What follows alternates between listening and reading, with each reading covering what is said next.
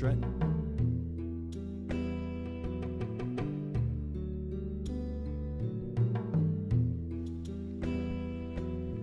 It's the SativaCross.com podcast, live from Chris Christie's old office, where he used to sit. That's sit, without an H.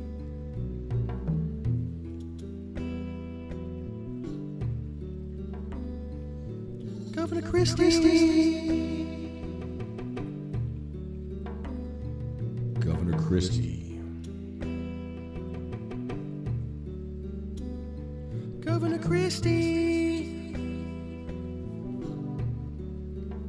Isn't this where you used to sit?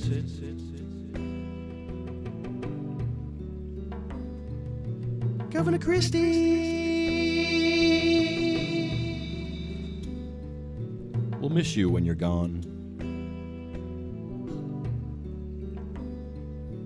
Governor Christie. We'll have Phil Murphy to pick on. Don't worry. Governor Christie.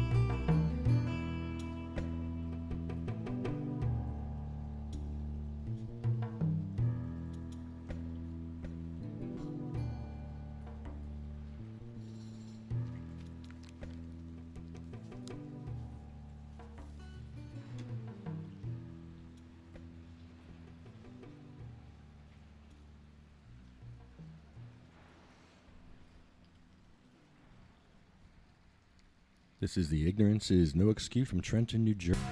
He died from a heroin overdose last year because he could not get cannabis legally and appropriately from his doctor. It was easier for him to get heroin than it was to enroll in a failed program. It cost him an arm and a leg and ultimately his life. Bring in the boss one, I'm gonna get mine. But you play me like a clown and you fool bitch. So just step back. I'm mad dad when I come down straight. I thought you were my piece, but you play me out. Now I'm mad as hell, and I'm full of doubt. Who you wanna roll with? Who you wanna roll with? Lefty, let's roll. Who you wanna roll with? Who you wanna roll with? Lefty, let's roll.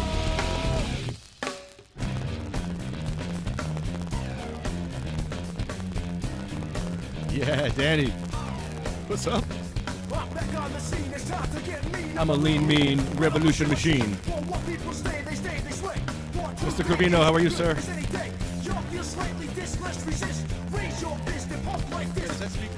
Promises over the top. Don't cross the line, but you know it's right. Who you wanna roll with? Who you wanna roll with? Lefty, let's roll. Who you wanna roll with? Who you wanna roll with? Lefty, let's roll.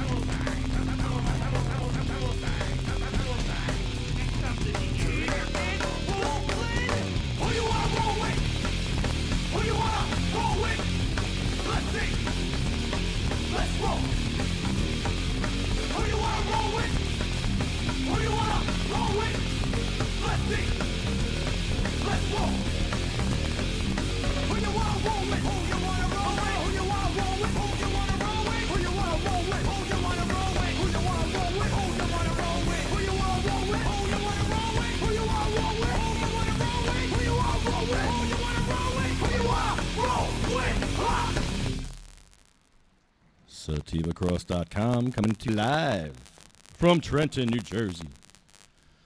From Christie's old office. Jim Miller's picking up the permits. I was here a little earlier looking for our Assemblywoman McKnight's committee meeting. She's on the health and I was trying to catch her this morning. She's not there. She's never there. But we'll catch her. It's meant to be that her meeting is the same meeting, same time as our podcast. So yeah.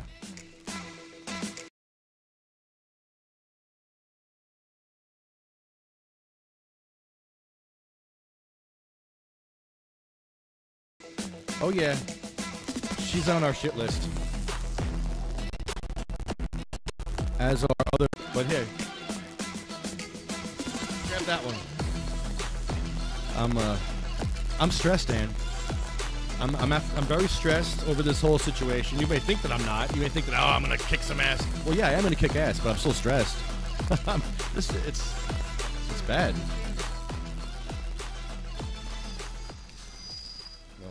I can't hear you. Uh-oh. There you go. Yeah, I'm actually having panic attacks over this and everything, man. This is not what I envisioned as being an activist. Is when you get arrested, you're supposed to get support from people, and I'm not really. How's your family handling it? I got a lot of support from my family. Big time. Yeah? I was surprised. Because I thought they'd be like, I told you so. Lefty, I told you so. I told you were going to get arrested. I didn't get that. Well, that's good. Yeah, because they saw I was tortured. They know that I'm in pain, and they know that if I'm in that position on the ground, I'm being tortured. That's not a good position for me to be in, man. It's not. It is just, people think I'm faking it. Oh, yeah, I was faking it, right? Okay. All right. Take a look at my x-rays, and you put that stuff in your back, and you tell me how you want to feel when someone's roughing you up. Tell me how that feels. You talk me off the ledge, Jim. You can't leave me to my own devices here. Here's your partner in crime. Because he left me on purpose. He wants me to talk shit. Now he's going to come and put the fires out. Watch. He'll be the hero and put all the fires out that I just started in the last 5 minutes. Here comes Jim. Oh, here comes Jim. Thanks, Jim. He wanted me to put the fires out. Put it out. Put it out. Literally. Like I could be mistaken for a cop. Undercover, maybe. I've heard that. Not that. Returning to a podcast maybe Twice? 2 years ago. Oh, 2 years ago? Yeah. Yeah, because I think Steven was smoking, or somebody was smoking, and they're like... Well, it could have been anything. It could have been what was being discussed. It was something that deviated from, Oh, you that's know, true. That's true. and it was just, here comes Jim.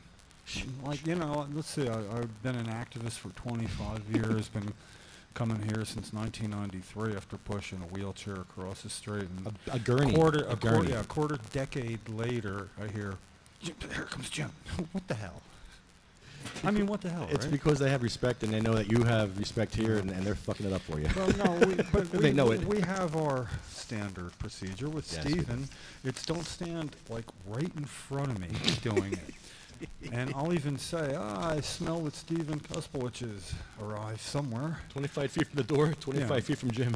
Well, the fact is he does provide a service, though, and he always has. He's the one that'll light it up where he believes he can, and he's a Demarcation. patient. Yeah, and then they'll tell him, and as he guesses will happen, he's correct, they don't really give him any trouble. And so that's how we have his demarcation line here. He was escorted that far. The trooper turned, who was escorting him, nice enough, and left. He didn't escort him all the way out to the sidewalk or the other side of the road. It was to there. So what Steven did is he thought, well, I'm going to step off the sidewalk because I don't want to be in people's path coming in and out.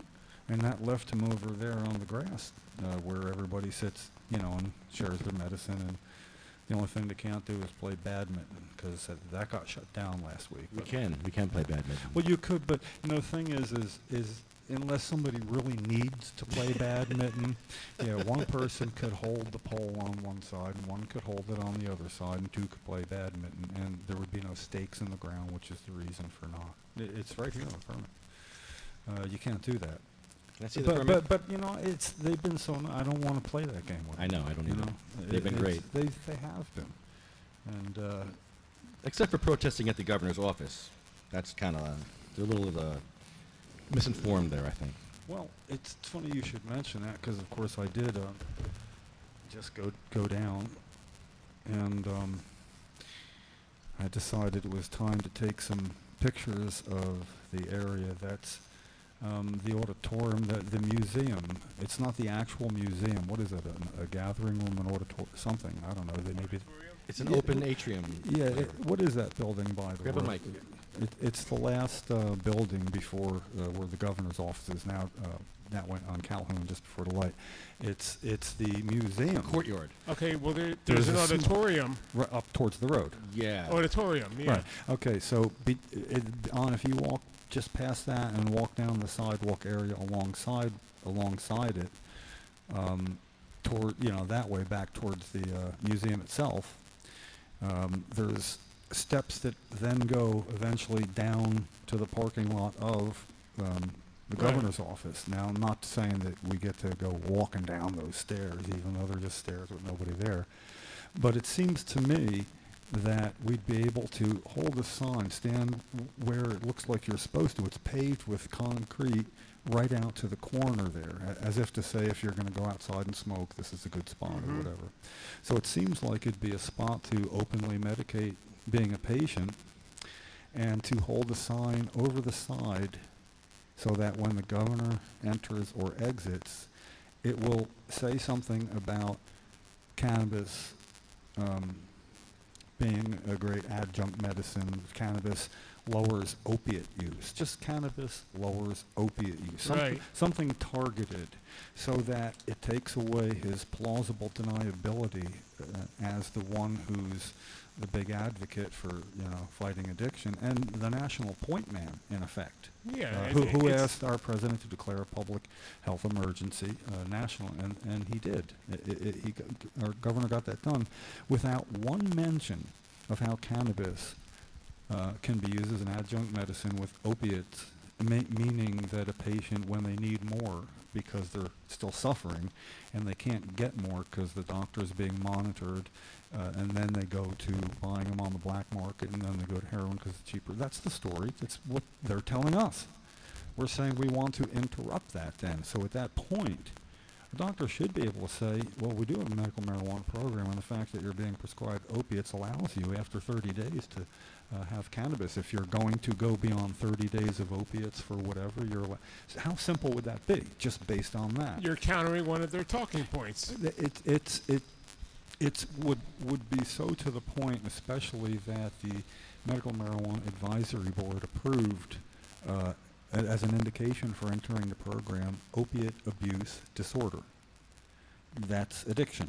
So if you're addicted or you feel that you've been abusing opiates because you're being prescribed them, you could simply get cannabis. So there is something been recommended by experts. Whether or not it makes it past the final hurdle of Kathleen Bennett, the Commissioner of Health, okaying it, it remains to be seen. So what we need to do, the service we provide, is we do shine a light on things as best we can. We've talked about we need to do a podcast from the health department, if we can arrange that, to encourage the commissioner to act quickly. These petitions, 43 that were recommended, 43 separate petitions were recommended, many overlap, but nonetheless, the Commissioner of Health should already know if she's going to okay them or not. It's in the end of a 2-month public comment period now. When that period is over, I believe that starts the clock. She has no more than 6 months to say yes or no. That's the final hurdle. Why should she wait 6 months? When you're talking about fighting addiction, right now there are people that are being told they can't have a higher dosage of an opioid. And they are still in pain. And they don't want to be in pain. People do what it takes to not be in pain. Some are going to go mix it with alcohol. Some are going to buy it on the black market. But for those who buy it on the black market, as the health department says, they're the ones telling us that. So I was saying, well, if we believe what you say, and we do, then you should do this immediately, because if you wait 6 months, statistically speaking, some certain number of people you can extrapolate will die from addiction because it was 6 months too late. There is going to be a number, and if it's one, It's too many. It's going to be about 250 is going to be the figure. She might just be trying to run out the clock. Well, run out the clock, yeah, for some people permanently. 250 of them, she will run out the clock on their lives. They call that garbage time in Yeah. sports. But the thing is, in sports, it isn't the end of somebody's life or the point where they become addicted. You know, it's when there's an emergency, you don't run out the clock on something that can help fight opiate addiction, and that is our number one health concern here. And when the American Medical Association says in states where this is freely available for pain, marijuana, 9 states, 12, 13 that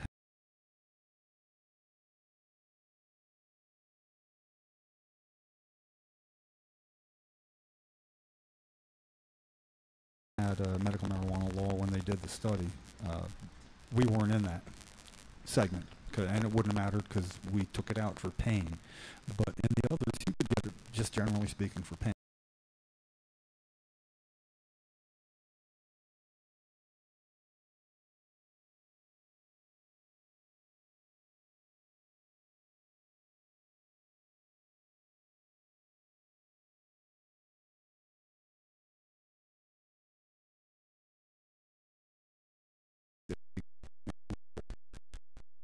Now, that other state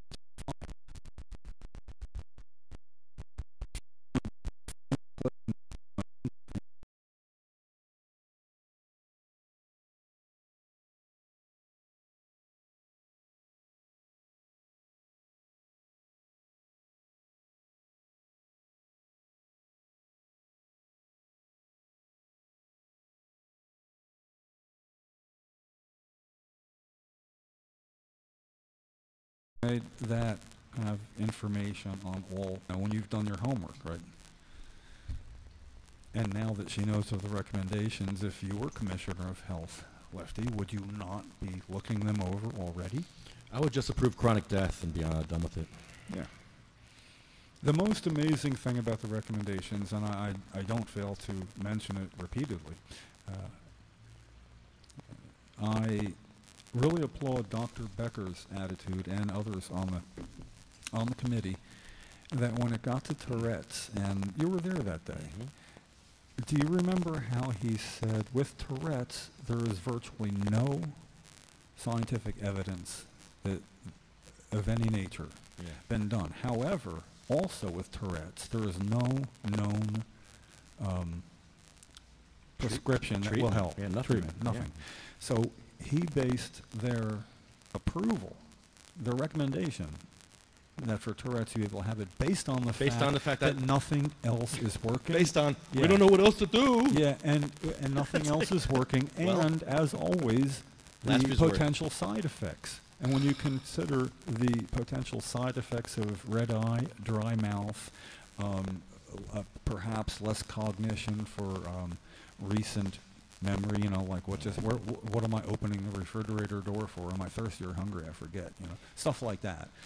But those side effects, if a patient's going to smile because he's feeling better, Dr. Becker made the right recommendation. And it's up to the health department to act expeditiously. So I think if we can give them a podcast in the meantime from there, I mean, if we can get permission. And the last time we gathered there 2 years ago, because we were boxed out of having a place here, the state police said we can't give you a permit there. It's not where we issue permits. But you can go on down and talk with and who I should talk with. And they said, well, if you're in the picnic area, and we had a nice day there. It was very nice. Ricardo was there. Yep. Scott was there. A bunch of people were there. I don't... Good day. Yeah, it was. And I don't recall if we had the potential to have electricity there to podcast. We never checked. I never checked. I don't think so, because it was pretty open, but there was a wall between us and there beyond where you'd... well, we'll find out. We can always go there after the podcast and check it out. Yeah, it's not that far away. It's the round building. I do a lot of intel lately, so... Yeah, well, it's the right way to do it. You start with the intel, and then you have a plan. And as far as gathering down at the governor's office, I made sure I got the face cover, which I have dozens of. But it does say, defines, be it resolved, blah, blah, blah. The state capitol grounds means the public grounds, walkways, plazas, driveways, and parking areas adjacent to the State House or State House Annex or any of their ancillary structures, facilities, or components. I'm guessing where the governor's office is under that heading. So, that's just defining that. Then it says a person shall be allowed to distribute any written or printed materials, demonstrate, picket, make a speech, or hold a vigil or other, just us, the vigil thing. You know, I mean, really, this is a lot because of being denied doing this on the anniversary of Cheryl's passing. So this is kind of the Cheryl statute. It was rewritten. You can do all that or hold a vigil or other ceremony, which our ceremony would be podcast, Right. on state capitol complex grounds subject to these regulations. And then all the regulations. We could get that good parking space right out front, and you can podcast from there. And it doesn't matter if you have proper signage all the way up around your car and mine parked directly in front of it. Right. Which means you can look directly from there back to where the signs are. You have vision of somebody holding a sign there. I think somebody should be doing that once we do the inaugural. We should have volunteers. If you want to help the podcast, we can't be in two places at once. We're at the State House. We need somebody to get there while we're setting up, like 9:30, so that they can, while we're setting up, hold that sign there and look and see if the governor drives in. We want to know that he's driven by a sign speaking specifically to how cannabis lowers the need for opiates for pain. The amount. It's exactly what he needs. And I don't know through anything he or Donald Trump has said if that had anything to do with his committee's recommendations to the president, which included declaring a national state of emergency. So the president did that. He's following through with plans to implement many of this committee's findings. But we don't know. Donald Trump? Well, we don't know if cannabis as an adjunct medicine was part of the discussion even. In other words, did they not recommend it after discussing it in this committee? And it turns out my Congressman Steve is pretty new. And I just don't go down to say hi. I go down as the most weight a constituent can carry is to be a first-time contact and willing to go to a home office to talk to somebody. You get put in a whole separate area of concern. You know, I mean, as opposed to somebody who emails, it's not right, it's not fair. You know what I mean? That's the way to get their attention. Or other ways, as Lefty has demonstrated. And I have as well, though. I mean, I wrapped up the 10th District Assembly office of, actually it housed two Republican assemblymen and a Republican senator, and I wrapped it up to look like a Christmas present the Wednesday before Thanksgiving at about noon. They weren't in. I was hoping they'd be in business. And I wrapped it up. What would have been the ribbon around it was 250 feet of repeated copies of facts. Copies of a 1981 law that I copied on my fax machine. And put them all together. And the law was that we have a 1981 Controlled Dangerous Substances Therapeutic Research Act that would allow our Commissioner of Health to ask the Director of Health, the federal of the United States, for government federal marijuana for the purpose of giving to patients to see if it helps them. Now, in 1981, that was a novel thing. It was never used. I forced the issue and got the health department to say no in 2000. Just say no. Yeah, I got to say, though, things have really changed at the health department since then. They're not so standoffish in person. And there is somebody that works closely with the Coalition for Medical Marijuana, Kevin Harry, who filed 3 petitions himself for adding 3 separate indications. I mean, that's impressive. He's awesome. Yeah, I but love he Kevin. follows up, and He sure does. because he follow. Thank you, filed- Kevin. because he filed. Thank you, Kevin. Very much. Thank you. Because he did that, they do get back to him, Very important stuff. and so he's become a great conduit to what's going on there at the health department, and they're more receptive than they were in the past. But I don't know. A lot of it's just PR damage. I like what Donald Trump says about drugs. In every way, but if they don't start, it will never be a problem. Youth and telling them no good, really bad for you, in every way, but if they don't start. No good, really bad for you. No good, really bad for you. It's simple, very simple, very... Hashtag sad. Or whatever. I don't know. I mean, come on, man. The guy's on the ball. Christie's over in Europe on a beach while he's saying this. Yeah, Seriously, he's on the beach. You know how a stopped clock is right twice a day? He is a stopped, broken clock. That was the time he stopped at. He'll be correct again in 12 hours, but every second of every other time he is Wait, wrong. this is Trump being correct, really? That's. No. Then that would be the normally not correct. Come on, I mean. Wait, this is him being correct. he In is. every way, but if they don't start. Well, that's true. That's good, true. Really bad for you, I in need, every I need, way. I need the. Talking about drugs. Telling them no good, really bad for you. Yeah, I need a clip of that real quick. You know what? Maybe nobody thought to tell people no good, really bad for you. Yeah, Jim. No good, really bad for you. He's had some good ideas in the past. I know when he was asked how would you get Congress to work together, he said I'd get them all into one room and we'd talk about things. Okay, that's a joint session of Congress. How's it working out? It's I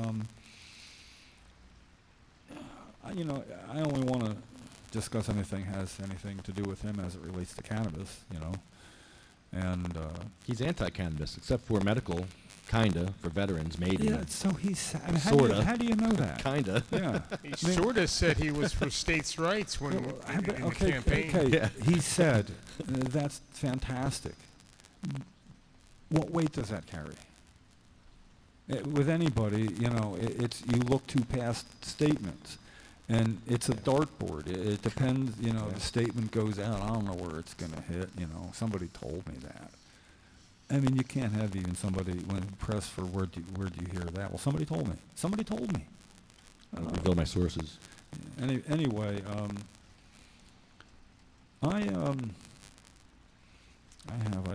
got to get it out of here. What do you got? I'm disappointed that I went to the health department website to start way back at the beginning and see if they have listed where a patient can smoke their medicine. Oh, you have that. Yeah. Can I see that? Can I read it while you comment? I'd love to read stuff like this while you comment. That's always fun. Because Jim knows where to smoke now. Do you know where not to smoke or just where to smoke? See, the cops know what you can't do, but they don't know what you can do. Isn't that funny? Any training. The health department has a section there as soon as I can All right. find it. I can go up on the MMP, New Jersey, and I will look it up. We can actually call them if we really want to. They've been actually very helpful when I call them. Anytime I've called the MMP, they've put me through, helped me out. Within 5 minutes, I had my answers that I needed, and they're very good. Even with Michelle changing her name, you figure that would be a problem? She's changing her name for months now, and she couldn't do it. They told her how to do it on here real quick. 5 minutes. All right, so... So I did get lucky. it. It's short, and I thought that's good because it should be a simple, short explanation for a... Can I see? Can I read it? No, I'm going to read it. I'm going to read Come it on, to come you. on. No, I'm going to read it All right, to you you. read it. But I want to... All right. No, you can have it when I'm done. All right, I'll comment then. Oh, that's what I'm saying, but you all want you to hear, Okay, this is the premise. Where will a qualifying patient be able to smoke medical marijuana? Just smoking, nothing else but smoking. Yeah, well, smoking is the hardest one to achieve because smoking is regulated. I mean, oral products aren't regulated, so that's what you want. Right. You don't want usage because it would be ambiguous, so that's exactly it. So I read this short thing because I can finally It's a short list. find out. Look, I can finally find out, according to the health department, according to this, where patient is able to smoke medical marijuana. And this is what they say. The department notes that smoking medical marijuana falls within the definition of smoking as set forth in the Smoke-Free Air Act at NJSA 26-3D57, and is therefore subject to the provisions of the Smoke-Free Air Act. That just simply means, you know, this is regulated for smoking anything: cigarettes, cigars, banana peels, cloves, cannabis. Okay, that sounds fair. Okay. I'm on board. So then here's the list. Patients may not. May not. Okay, well anyway, patients may not operate, navigate, or be in control of any vehicle, aircraft, railroad train, or stationary heavy equipment vessel while under the influence of marijuana. Okay, wait a minute. Now stop right there. Okay. Stationary equipment? Yeah, well, like for instance, Free weights? Dumbbells? no, what's the machine? The conveyor belt that brings stuff up at a plant, you know, rocks and whatever, and they pulverize them. I know a guy that got an arm ripped off in one of them. Yeah, he carried the arm into the office. Said he needed a ride to a hospital. Hey, Shit. boss, look what I did. Yeah, one arm or not, I would never pick a fight with him after that. Oh, my. You know. Anyway. No, wait. So this is what patients can't do. They say while under the influence. What's a vehicle? A wheelchair is a vehicle? An electric wheelchair? I would think it would be. Because, you know, people get in trouble for drunken lawnmower driving. Right. So So, that, you know. cannabis patients cannot use their wheelchairs. They'll be crawling around the streets. Under the influence. See, it doesn't say while your pain is reduced because of using it. It says under the influence. You're not under the influence if it's not affecting you, much like a roadside sobriety test is to determine if you're under the influence of anything. You know, so I would think that, you know, they could ask him to walk a straight line. I know, right?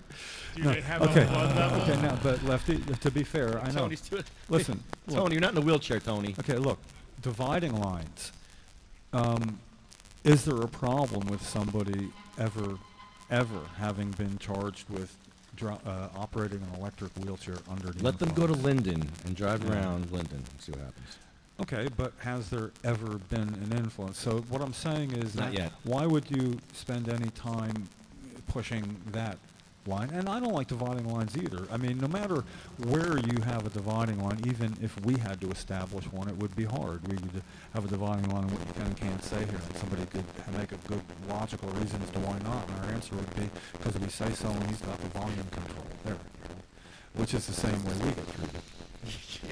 You know, but anyway, we're not done.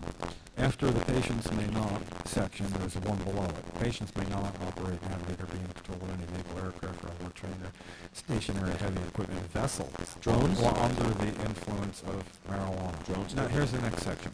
Okay. Patients may not smoke medical marijuana on a school bus or public form of transportation, on a private vehicle unless the vehicle is not in operation, on any school grounds, in any correctional facility. Now, of course, on any school grounds has been changed according to law, you know, for children they can consume on school grounds. I know there's a problem still with that. At any public park or beach or at any recreation center, much where you can't smoke cigarettes. It's pretty much the same thing. So under their section on the Department of Health website where patients go for information, which should be the first place they go, right?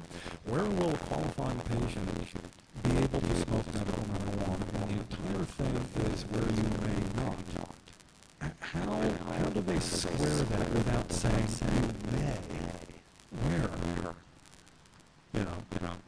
So We could call them. no, I like the idea of yeah, it may be a real big secret. I only want to be one person, but I'll be acquiring a registration card myself, so musculoskeletal. Why am I clapping? Suffer. I'm sorry, I'm clapping. I'm very sorry I'm clapping for you right now. sucks. It could be reflexive sympathetic dysfunction, I'm told as well. It could be that combined. But I've had my first and first visits on the building at the moment. And when I get in my car, the first thing I'm going to do, without a cab, because they're going to be my friends, I'm going to have to go there and pretty much do what you do there without a cab, and I'll have a suit and tie on because it won't be looking sharp. Be able to say, that's right, it's playing your game now. That's right. And, you know, whether it was a selfie or just a verbal record of how it happens, I'm going to need to know. I think it's going to be interesting because I could simply use what I see on their website and not do any of that. And you can imagine places like Haney. I mean, I could just walk over where somebody's smoking there. Hold these, and if somebody complains, say, here, they say this is their website. Shouldn't they be the ones to say? I mean, would a state policeman know more about this than them? No. We've proven that. Yeah. But I don't want you to do that. I'm done. I don't even want you to. I'm done. I don't need to do any more. I'm just simply gonna do that to say, well, this is ambiguous. Maybe this is why police have problems, and that we will be getting to the Attorney General. It's been going on for so long. I figured if we have a time limit on that, I would say it's our podcast. We have 12 more podcasts after that, maybe 13 weeks till the week before Thanksgiving. Write a letter. Tony. Let's write a letter on the podcast right now to whoever it was. That'd be boring as crap, wouldn't it? Stay tuned for that. I know we're going to do something else, but you want to see this. I'm going to put it in crayon. First of all, it's going to be crayon. He's keeping looking at All right. So who are we writing to? State police? No. Just pretty much have a quick flyby on what it might include, And all it is, it's the health department I'm going to be dealing with. The state police would be the ones to enforce policy, not the health department, but it's health department policy. It creates sort of a quandary there. You know what I'm saying? Where it's right there. It'd be like doing something outside the Attorney General's office that the Attorney General can clear up. And you'd be right there. That's what I thought we were sending a letter to the Attorney General, Police Academy. Yeah, Police Academy. Yes. And I'm also going to try and send a letter with Cindy's and Cory Booker. Okay. And, I know it's on the sense like that. It's probably like $3 or something like that. Whether it's registered or certified, you get a green little return sign. I mean, when it gets delivered, it's a sign here. Their sign is gets returned to you, so then you would know after that who it is assigned for. So that's just always effective when you're saying, well, sent a letter that was received by, you take out the green things, And it's been effective for me in the past. It's more of a report of public opinion than anything else. And that's really the one I feel is in my favor. Because patients are well, yeah, I want to talk with multiple facilities. And that's what I want to do with the governor. That you can't say for sure that he knows the value of opioids working in tandem with cannabis. That it lowers the need for the opioids in the first place.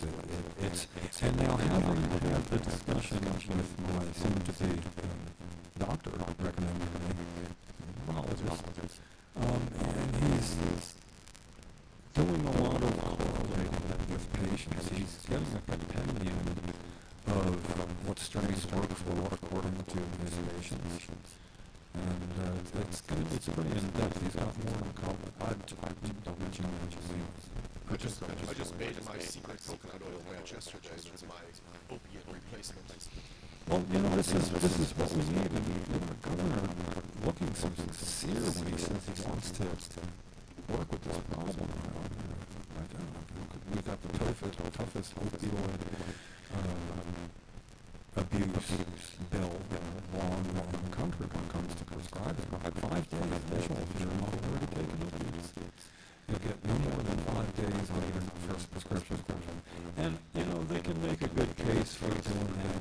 inconvenient to have to go back and physically see a doctor after 5 days. I mean, for some, it's discharged from the hospital, and it's not easy to do.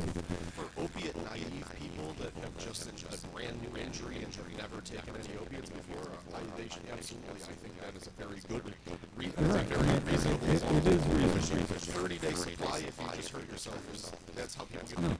Yeah, and for some you can tell, I mean, that it's really not likely to alter ever for certain things, in other words, a degenerative disease. But even then, it's the right thing to do, and then you can say we did it, and they're going to come back in. But the end point should have started options. I think 5 days, if you come back, why not for cameras at that point? And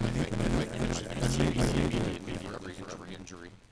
Any broken bone, anything, surgeries, anything that can have a nervous system.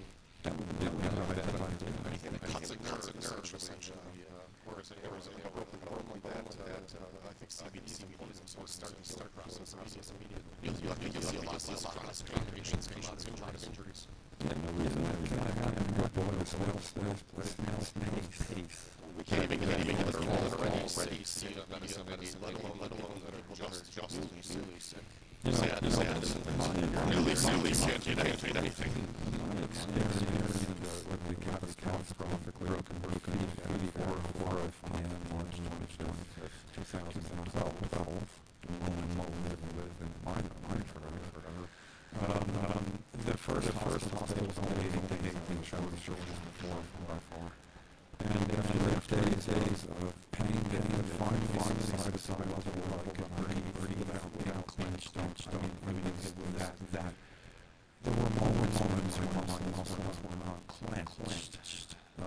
That was how it released the pain, getting in the car. And then I with a joy spots, moving, working. And that pain corresponds to the first time I've heard that move what it was like to go. Just breathing in and out without the pain stopping my mouth. One in and out breath. It was amazing. And it also paid off, Anytime, is there somebody that we could present that to? It's almost like when you have a good idea like that, and I think it is a good idea, you got to hand it off to somebody, though. And I don't know who that would be. And even if it's a half-hearted handoff. For who?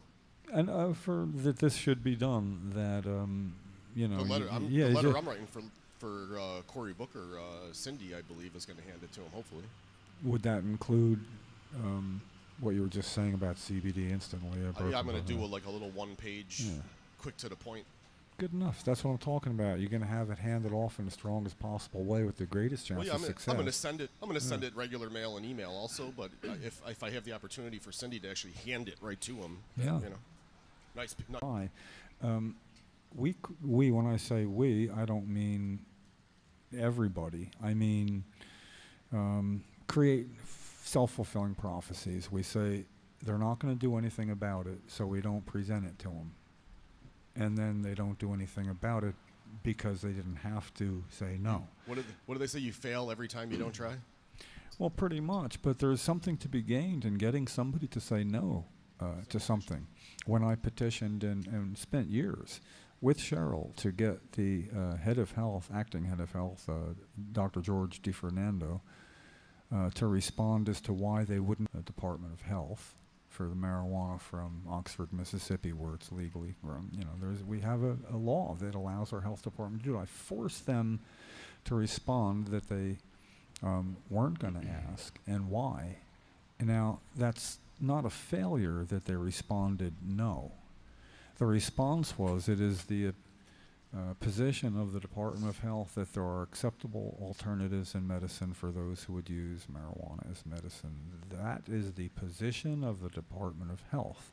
Now, when the head of health says it's the position, it actually is the position. They're not just hijacking. I mean, it has some weight. It becomes position just by them saying it, whether it's in a form or not. It's like the position of Coalition for Medical Marijuana. It's I know what the positions are, and if I say it's a position, it is.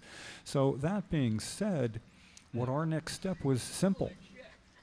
Do you know, Tony, that Cheryl didn't find any of the alternatives we tried acceptable. Now, they're telling us that there are acceptable alternatives. We wanted to know what would one of them be, because we want to know if Cheryl tried it. Now, how can you say we're not going to tell you what those alternatives are? In other words, yes, Cheryl, there are alternatives for you, but we're not going to tell you what they are. How do you do that? Something might help you, but we won't tell you what it is. No, I said there are acceptable alternatives. It is their opinion. There are acceptable alternatives. I simply want to know what are those acceptable alternatives, because Cheryl finds them unacceptable. Some, the MS Society might find unacceptable. And you must know something she doesn't. You're the Department of Health that knows something about her care, something that would be acceptable for her, and now you're saying you won't tell her. If you follow me, getting somebody to say no can cause a pain in their ass at a later date.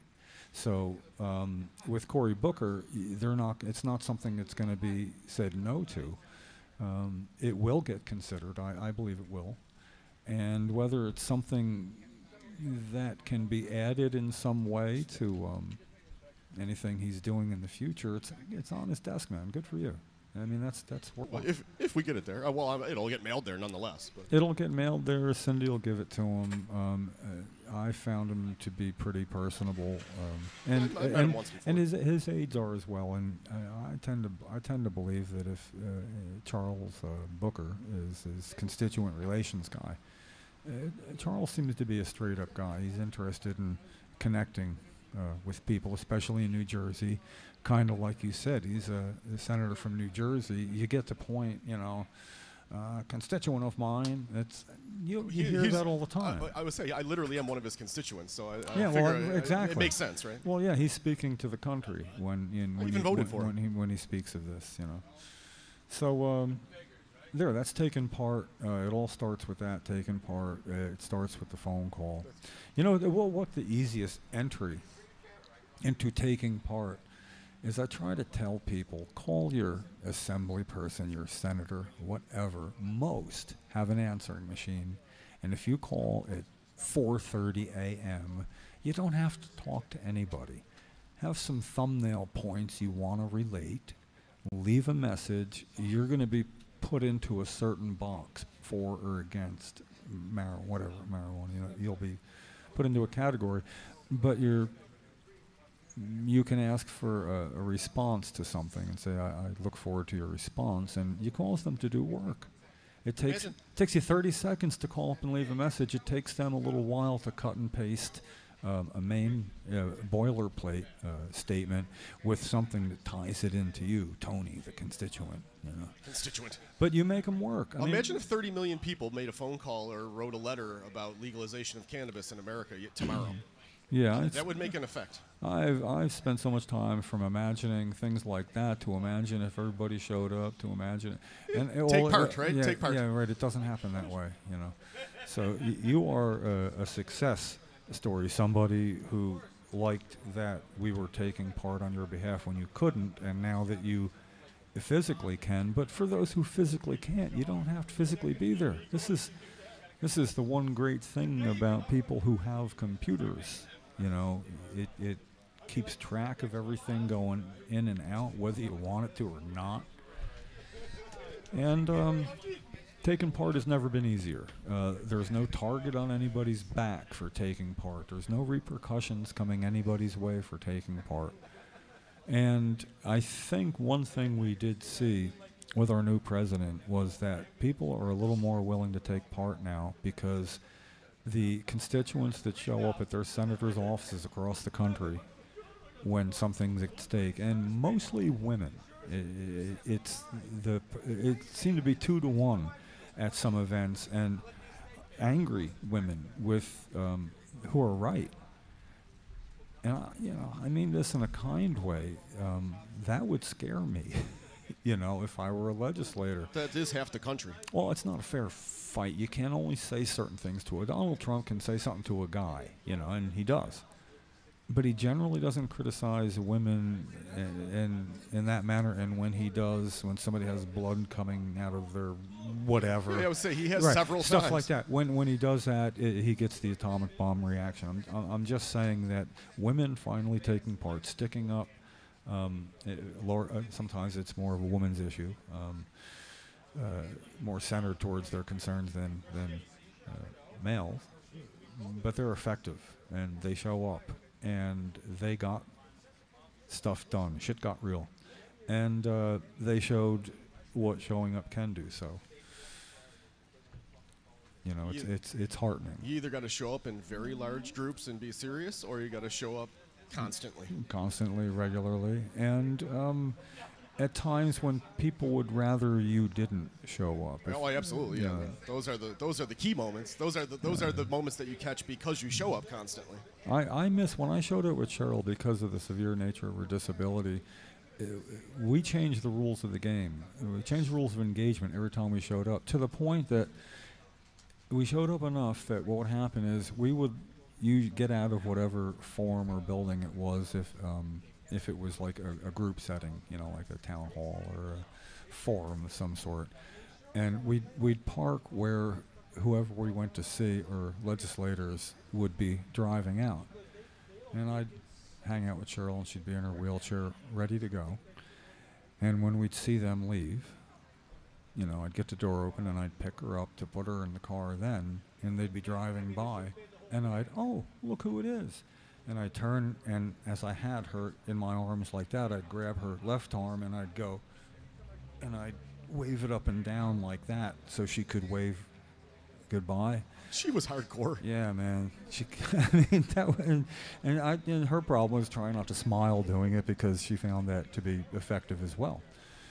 My point is there are moments when people can show up and take part, and you know, think like that person. Would they rather I don't show up? And if the answer is yes, they would rather. If you believe that, then show up. When Cheryl would show up and sit in her wheelchair saying, Assemblyman Wolf and Holsapfel and Senator Cecil are medical marijuana cowards and liars, and she'd sit there in her reclining wheelchair out in front of their office, and she's all good. I'd say, hey, listen, I'm going to just watch from way down here because now there's nobody there. She's sitting right in front of the main sign you know, obviously not able to get herself around. Nothing but cars beeping and people noticing and stuff. And simply calling them liars at their office. They would rather not. I went there so many times. Bad optics. When I finally met Senator Cecil, it was because I was running for... as a libertarian for the New Jersey State Senate. He was my opponent then, and we got to meet, and I knew that'd be a way to meet him. He thought we already met, and I realized it was, you've looked out your office window so many times and seen me and Cheryl that you thought we already met. Isn't that something? No, I would have remembered. He knows you, Jim. You know, yeah, so... And now it's still Assemblyman Holsapfel, who is now Senator Holsapfel, and still the go-to guy to speak against anything marijuana, medical or otherwise. See, he's the one that the opposition gets time to speak. It's before any bill gets voted on. You get pro and con, statements on the floor, and then they go vote. He's the go-to guy. My former, you know. He's the no man. I hear what I'm saying myself, and my question to me would be, well, Jim, when's the last time you were there? And I wouldn't want to tell you. It's been a long time. So, Jim, why are you going back now? I don't know. Get on it, Jim. Yeah. You don't do enough. I owe him. Well, I just don't do something else I'm doing, you know. Oh, look, we got guests. Got Alfredo. Ooh, we have guests. Got Billy, you know. Yeah, this is like, you know, and now today, for those who see our great setting but don't know quite the context of it, they've actually started the outside renovations on the State House right next door. So the sidewalk is blocked off just down this way. It's their vacation, legislators. So there's really nothing going on. I don't think nobody's actually, I don't believe, maybe one person walked by to go in there. Somebody comes out to have a cigarette now and then. The parking was extra light, actually, too, today. Yeah. Still a reasonable amount of people around, though. It's not a ghost town. You know, it's a podcast. We're here for anybody that might want to be kept up to date, what's going on. And, you know, we cover things leisurely. I got a great article sent to me yesterday. It was about why the chronic opiate problem is so bad, and it does like 5 points. It was actually very good. Well done, I thought. Modern take on the opiate epidemic and cannabis law. Well, let me ask you, sir, something else that's of concern to patients. It's in the THC rating of certain strains. Like what percentage of THC is in the were strains? not correct? Were they were under right. or different than what they were stated to be? That has created chaos in the Belmar world. Yeah. It's Robert Wood Johnson. Hey, what's up, Tony? How you doing, buddy? Yeah, I got. Sorry to switch gears on you. No, Alfredo's here. it's okay. But I got Peter Rosenfeld talked to. There's information on that and what's being done and all. I'm off air for a second. Jim's off. Lefty's on. Tony's on. Alfredo's here, and he's showing me the bill for Ella, her last bill for the ambulance ride, and it was. How much was this bill? $2,800 or something. 20. Hold on. All right, hold on. We'll let them have a moment, because this is the first I've seen Alfredo since Ella died, and it's very emotional. Yeah, it's been a tough time here. Right? We've had a bad year. It's been that run right now. Yeah. I don't even know what to say. Just give him a big hug just now, because she was here on the podcast a few times. Thanks. She was a sweetheart. And she'd not deserve to be treated like that by the ambulance and by the hospice and by these other people. That $2,800 ambulance bill for a dying woman and her family. It's like, here, F you. One more insult There to the you go. injury. Yeah, there it is. I'd love to call this company. It's Robert Wood Johnson, though. What are you going to say to them? No, yeah, you're gonna. I mean, you could. But Yeah. Here it's I gonna am. be some $9 an hour person that answers the phone that you're gonna harass. You know. Yeah, here I am talking about my ambulance ride for $250, and my insurance is paying for 90% of that. What do you think the dollar per mile is on that? On mine? It's literally around a block. We should do the math on that someday. It was the same building, so... I'll walk it off. How many steps per dollar? Yeah. Probably $100 per step. You saw it had No, immediately. no. About Oh, 10 no, bucks. per step. 10. No, yeah, not $10 per yeah. step. That's scary. I think we have enough cones that you could actually put a cone down for each step around the corner there. Yeah. That's how you should pay for it. You should sell the autographed cones to pay for the ambulance ride. Yeah. Hint, hint. Let's, why don't we get Alfredo to have a seat here? Why don't you have a seat, guys? Have a seat, guys. Come on. Let's talk about it. Yeah, come on. Have a seat. We're just, Well, you know, I like to listen to Jim, and he likes to talk. Me too. I love listening to Jim. Wait a minute. Was that Dick? Okay. I just don't. It's been a while, man. It's been a long time. Let me get rid of these. Alfredo Santos in the house. Yes. Alfredo's been here a lot over the years with Ella. Yeah, and giving us now another reason when we have our Ode to Remembrance, another name on the list. And so we have and continue to mourn Alfredo's loss of his wife, cancer. What a sweet woman, man. Yeah. Oh, my God. I don't know if I'm ready to talk on the air. No, Yeah, we don't have to talk Well, about it. you can just sit there, but you can hear us better. And basically, we just wanted to acknowledge that, and then we go back to doing what we do. Yeah. You know. Awesome, thanks. But I wanted to make sure you know that it was a blow, and but it's why we do what we do. It's why what we do is important. And I suffered being alone all at once in June of 2003. And it just becomes important what I've done since then to me, because I know it affects other people, So we're here now. weekly pain in their ass, man.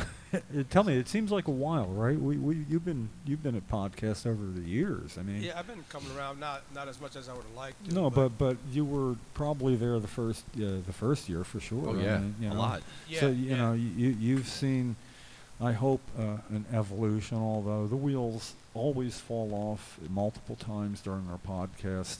But I think that's part of the endearment. Stop looking at me when you say that people, Damn it. people have. Yeah, but look what you have to. Yeah, but I don't see anybody else. Not, What do you expect?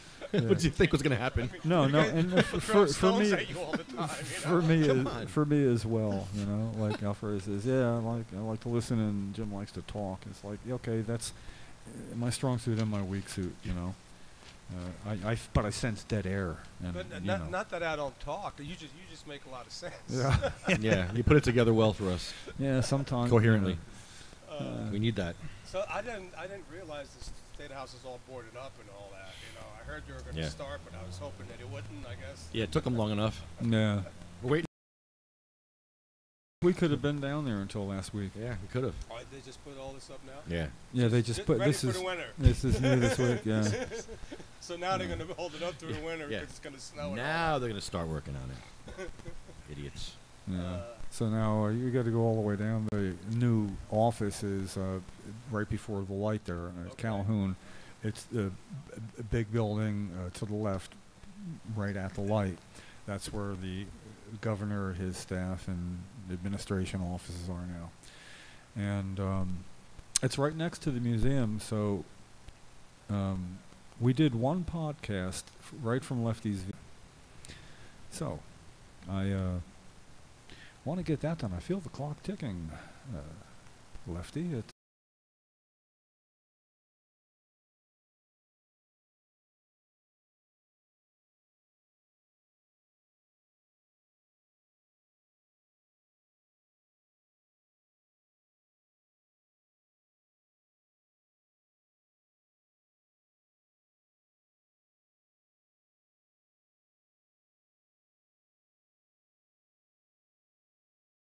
Very specific steps involved, and I did say to him, as you can see in a 16-second video Jim Price took, when he walked by, it was silent because they were the first people he passed, and the only other people where we were that no, Governor, we are not done improving our medical marijuana law, not by a long shot. So it was like throwing down his last term. Now, to have been part of an ongoing demonstration, that's what the podcast, we began doing that. So it seems fitting going through this Thanksgiving. His replacement will have been elected by our last podcast. We'll know who the next governor is going to be. It'll be on the 16th of January. That's it. My whole 3-year podcast career would be fitting very over them.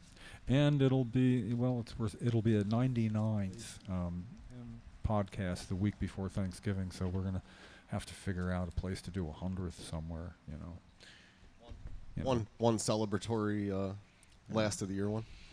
Well, we were actually thinking, depending on what we were thinking of doing on Thanksgiving, because I could, this is my first Thanksgiving without my mom, and we always ate at her house. I mean, no matter what, and even when my better half was having her Thanksgiving dinner, it would be 2 in a row. I'd go to Mom's and then I'd go to Kathy's. And I'm not looking forward to the adjustment, specifically. And I'm thinking that'd be a way to get around it. We're actually considering doing our 100th podcast on Thanksgiving. I asked him. Our last one. I asked when I got down there, can we even get a permit for? Because it's a holiday. There's going to be nobody here. But it's sort of like, well, then I guess I wouldn't need a permit. I was going to say, maybe you don't need a permit. Yeah, right. I mean, you want to rest. Don't bother nobody. Yeah. But it would then still be our 100th podcast. But beyond that, I like the idea of having a couple of turkeys delivered. Turkey dinner, people have that service, they'll deliver it, A feast. Yeah. A podcast feast. Yeah, and now Thanksgiving. What would happen would be, I know everybody else is going to have something to do, so it's not necessarily for our friends. It's just for somebody going by, see a sign, free turkey dinner. Come on up, man. We got some plates and stuff. I mean, we're gonna share. It's not like we're each gonna have a race. You can eat the most turkey. Stab somebody in the hand with a fork. Get away from my turkey! Although you got that crown there, you could put the crown on and get a big turkey leg. The crown. Leftina's crown. Leftina, shut up. Yeah, it's in there. I saw it. It's in the box. Hey, you going to Harvest Fest? I might go. Yeah. Yeah, me too. Yeah, it looks fun. Had fun last year. I make it back from Portugal on time. I'm going to go. Did you all go last year? Yeah. Did you? Did Yeah. Yeah, you had your van there. It was Yeah, I'm going to have pretty my van wild. there again. Yeah. Yeah. That was good. I'm looking forward to that. I should have one more left in me. You know, Rob. Just listen to Jim sound like he's getting old. He comes me in as a speaker, so you know So you should come. I get all access when I go. Yeah. Fancy. Yeah. Well, if I could think of a function that I could needed help with, you know, I'd get. You know, Rob and I go back a long way. He makes sure my stays there are extremely comfortable. Yeah, that's And good. the fun part about all access is you can you get to hang with anybody that's going to speak or perform there. And you know, when people like George Clinton or Richie Havens were there, it's kind of fun. You know, like I got to smoke a little bowl at Richie Havens, the opening act at Woodstock. I mean, where else is that going to ever happen? It's a great event because I like it a lot. There's no drama anywhere. There really isn't. There's no drama anywhere. Is it still? How it should be. There's a pretty self-governing policy that fairly works. The only time I had any problem there is there was somebody that had like a car radio or something really loud, and it was like 5:30 a.m., 6. It was already dawn, but you know, night, day. And he'd to be playing that, and I went down to where he is, and his attitude was like, "Hey man, it's my right, I can do it." And I go, "Yeah, you really don't want me."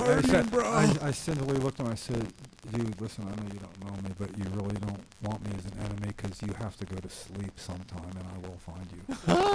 and I left, and the music was off by the time I got back. I said it nicely. I mean, it wasn't a threat. It was just sort of like, you know, no, that's not how we are here. Well, last year, the bands were playing at 5:30 in the No, morning. right, no, Yeah, that. Well, that's different. You're right. Actually, If the stage you is know, still raging, then people can keep raging. Well, point well That was taken. great. It That was awesome. it may actually have been more like 8 a.m. and I was done at 5 a.m. Yeah, It yeah, seemed really, you know, early, but it is. It's just, I don't know. You know, it's also the one place where older guys actually get treated with a little more respect at that festival than pretty much anywhere else. And it has to do with, you know, somebody, "Hey man, like, when did you start smoking pot?" I go, 1970. "Holy crap, my granddad was born that year," or whatever. And I'm like, "My granddad was born, holy crap." Would you go up Holy to crap, Nelson? whatever. It's something, you know, it's not derision you're met with, it's somewhat respect, Yeah. you know. I hear that, man. I see the same thing. You know, Yeah. like, even though a lot of times people think I'm a cop, Yeah. you know, it's pretty funny. But now with the long hair, it's a little different. Is that why you grew your hair? No, He's undercover. I grow with the donut. they told him to down at the Hey, it's a real station. pain in the ass. I hate long hair. It's a pain in the ass. He wasn't passing. Get more drug bust that way. I'm just kidding. No, Stay away from me, copper. I drive like an old man. You know, cops should be pulling people over to drive like old men because they're all smoking weed. Yeah, better than all them farmies Uncle Sam was giving him. You know what I say about, I sum it up to well, my better half, that it doesn't matter what the speed limit is. If you're on a 2-lane road and there's nobody in front of you and there's 10 cars behind you, it's you. Oh yeah, definitely. It's you. I don't hold people up. You know, I know that, but it's sort of like you can. Well, it's a 50 mile an hour. It doesn't matter. It's a 45, and I'm going. Doesn't matter. Going down Route 72 to Long Beach Island fairly regularly at times. Is that a 2-lane road or one? It's a 2-lane road. I forget. I mean, well, when I say two, I mean it's it's a it's a 1 lane each way Okay, road. okay, so So you're going to do your fair share of passing because there's points where there's no cars, but it's not 55, it's 65 to 70, and if you ride by an officer, he's not going to pull out at 65. He's not going to do it. I mean, you could actually say you're profiling or something. Have you ever written a ticket for 65? I mean, wow. only when you bargain them down. I had a county truck pass me on Great Road yesterday. That's a little embarrassing, isn't it? I was doing the speed limit's 50. I was doing 55. I'm messing with you. And you this know that. guy passed me with the county truck with a boom. Well, yeah. Well, Okay. I just kept doing my 55. I caught up with him at every light, that's what ends up happening, And when I go to Tom's River, and that's again, I used to go there every week to see my mom, and I still do. I go see my stepdad and my brother since mom died a month before last. And there's 2 points during going there where the red light isn't really a red light. Like there's a entry into a senior citizens development where you can then turn and go right back out where they exit. You can cut across before the gatehouse. So when somebody does like a really reckless passing, and that's coming up, and the light goes red when it's supposed to, it's like a great day for me because I ride around slow. I open up the window and I point and go, hi, and I pull out real slow, and he may come up and pass me again, but it's sort of like, Anyway, cannabis. Cannabis. I used to drive my and usually it has to do with cannabis there. I used to drive my microbus down Route 70 from Cherry Hill out towards Brick. Microbus? Yeah, I had a 63 microbus. Wow. And I would do like 35, and it was 2-lane, no passing all the way down Route 70. So every once in a while there would be enough clearing that like 12 cars would pass, and like it'd be like peace sign, finger, peace sign, finger. Half a peace sign, Yeah, whole peace sign, whole peace sign, half a peace sign, whole peace sign. 2 halves make a whole. Yeah, for real. Yeah. I got a total of 32 and a half peace signs today. Well, technically giving somebody the finger is against some sort of law. I missed mine. It really is. It's against the law to. But yeah, I heard they're doing like an that. electric version. Yeah, I had to hear that. Yeah, well, the car that I used to ride and work with, a pickup truck, 3 in the front, and when we realized you giving the finger is actually against the law in public, it's something. Like a distraction, so distracting a driver. We or wanted something. to come up with it. It doesn't matter if they know what it means or not. We do. So instead of doing this, we decided on this. This is the same thing as giving the finger. Yeah, that's not distracting. Yeah, right.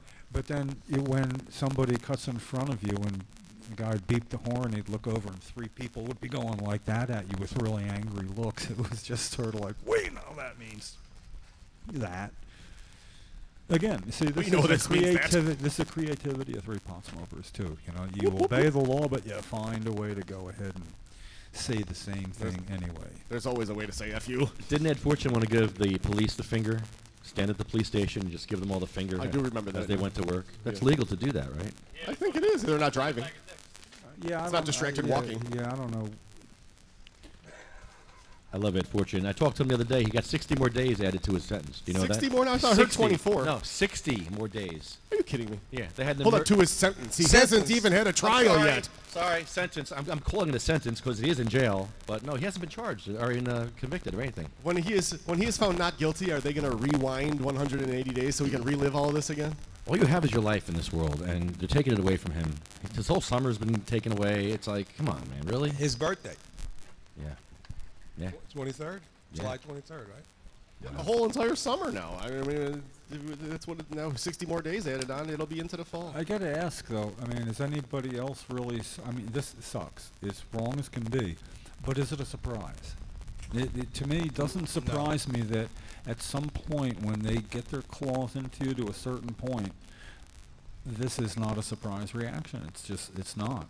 It's not a surprise to the extent that Ed was poking his finger at the bear. But I'm not saying it's a surprise for how blatantly illegal it seems in the cross communication between the That's a attorneys good and point. adding days and there's some conniving shit going on. Yeah, but they're getting away with it. Well, he's black, first of all. That's what they do to black people in jail, in the system. Yeah, but they're not doing it really to him because he's black. He separated himself from that group admirably. You know, in other words, he gave them more to them, more of a reason. You know, no chicken wings after 11. I mean, that's you know, it's almost like the joke by there, like, you know, Chef John be saying, no wings after 11. You know, it's sort of like, if it wasn't for the wings after 11, would he be in jail? I mean, you know, in other words, what started that ball rolling that way? Hashtag Herb Flowers is not a pedophile. Oh, see, now they're going to, you know, now watch out. They'll get Not. you too. They'll get you too. Herb Flowers is not a pedophile. No, he's not. Okay, I don't even know what that means. But I bet it has something to do with cannabis, right? No, allegedly not. Herb Flowers. Herb Flowers is allegedly not a pedophile. You must say allegedly. Oh, that's right, allegedly. Allegedly not a pedophile. Okay. Got it Is right. now that's a real person? Herb Flowers. Yeah, he's a cop. A Trenton cop. You tell me, Nobody Jim. I can. don't know in this world anymore. Okay, the guy, you're telling me it's not his real name, though, is it? It's his real name. As far as I know, it is. Come on. Does he live in Long Branch? I mean, you know. He lives with Al Crusher. With El Crusher, yeah. On Elbow Lane. Yeah.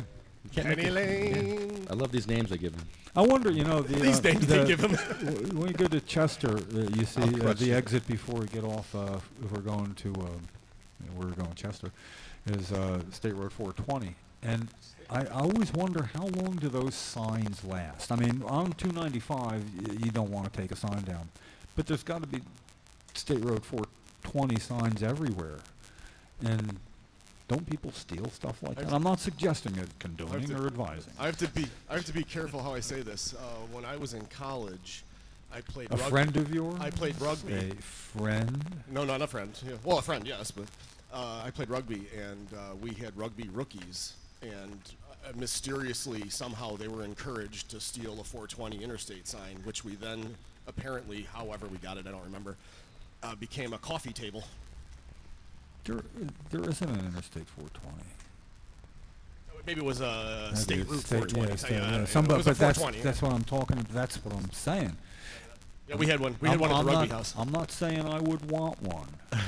Route 31 used to be Route 69. They changed it just for that reason. I don't get it.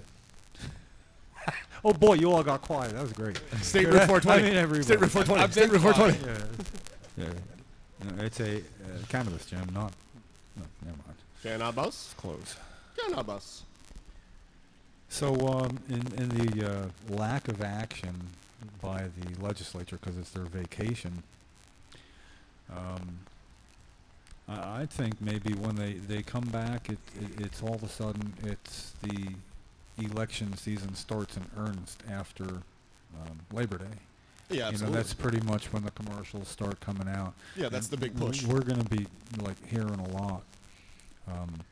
This is where I wouldn't mind people saying, "Hey, you know what you should do? I mean, we should take part in the process as it relates to this issue." It's getting political, Jim. Yeah.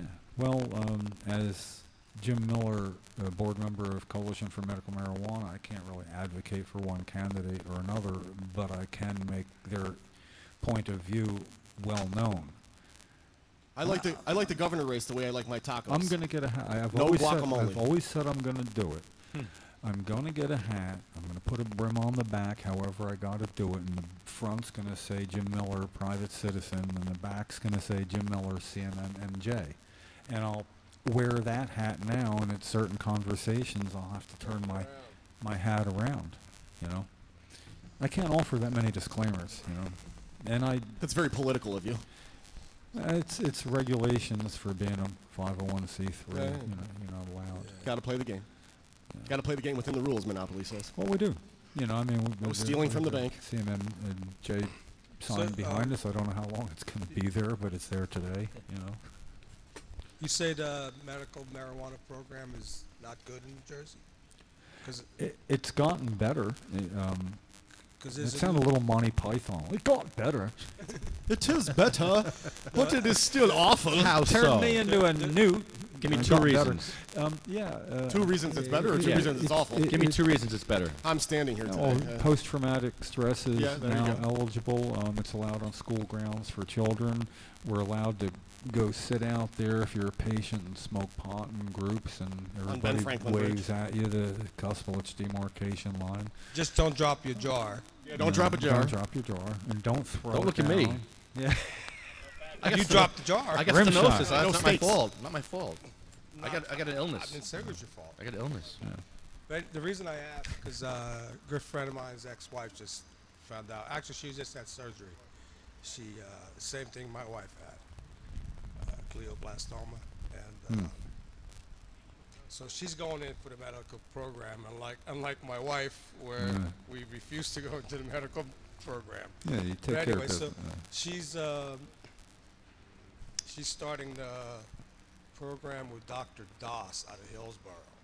And that's the guy that threw me out of his office. Really? Bad start. And that's when I gave up. That's when I gave up. Where is she? I mean, does She's she, in Hillsborough. has she already started the process? She started the process, I mean, and getting her car, she's had her first visit, and she's at her first visit with this doctor, Dr. Doss. And then her ex-husband is going to try and get the caregiver yeah. status.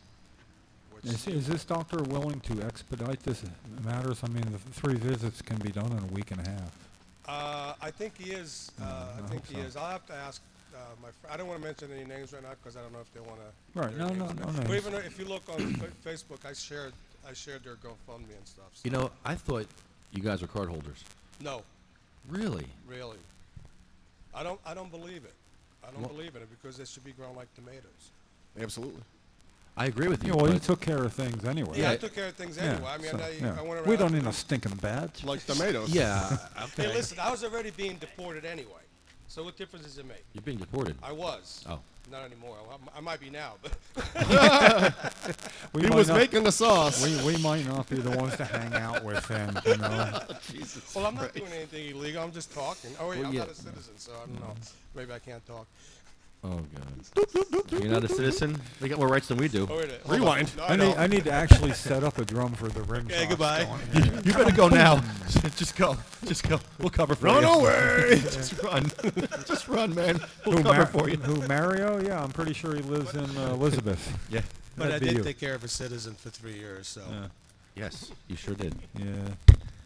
Well, we'll vouch for you. I don't Yeah. know if it was more than doing the it- government it was does. doing I want to it thank good. you guys for the warm welcome, but I do need to leave. Yeah. And Well, good to see you. Yeah, it was, see you next week. it was great to see you. Good to see you We guys will. We too. will. Very be, good to see you. we will be here. Yep. Yeah. And I'll be back. I'll be back. I'll be back, Alfredo. We'll let him go. Great to see you, Hey, man. can you walk away for a minute? Sure. Yeah, he can. He loves to walk away. I always do. He's looking for a reason. Matter of fact, I think he probably paid you $1 to say He that. probably did. When I get up, tell him I have to go with you. Call me. No, they'll see. Okay. You know. Please say I must walk away. That's a James Gang song, isn't it? That's never been. Yeah.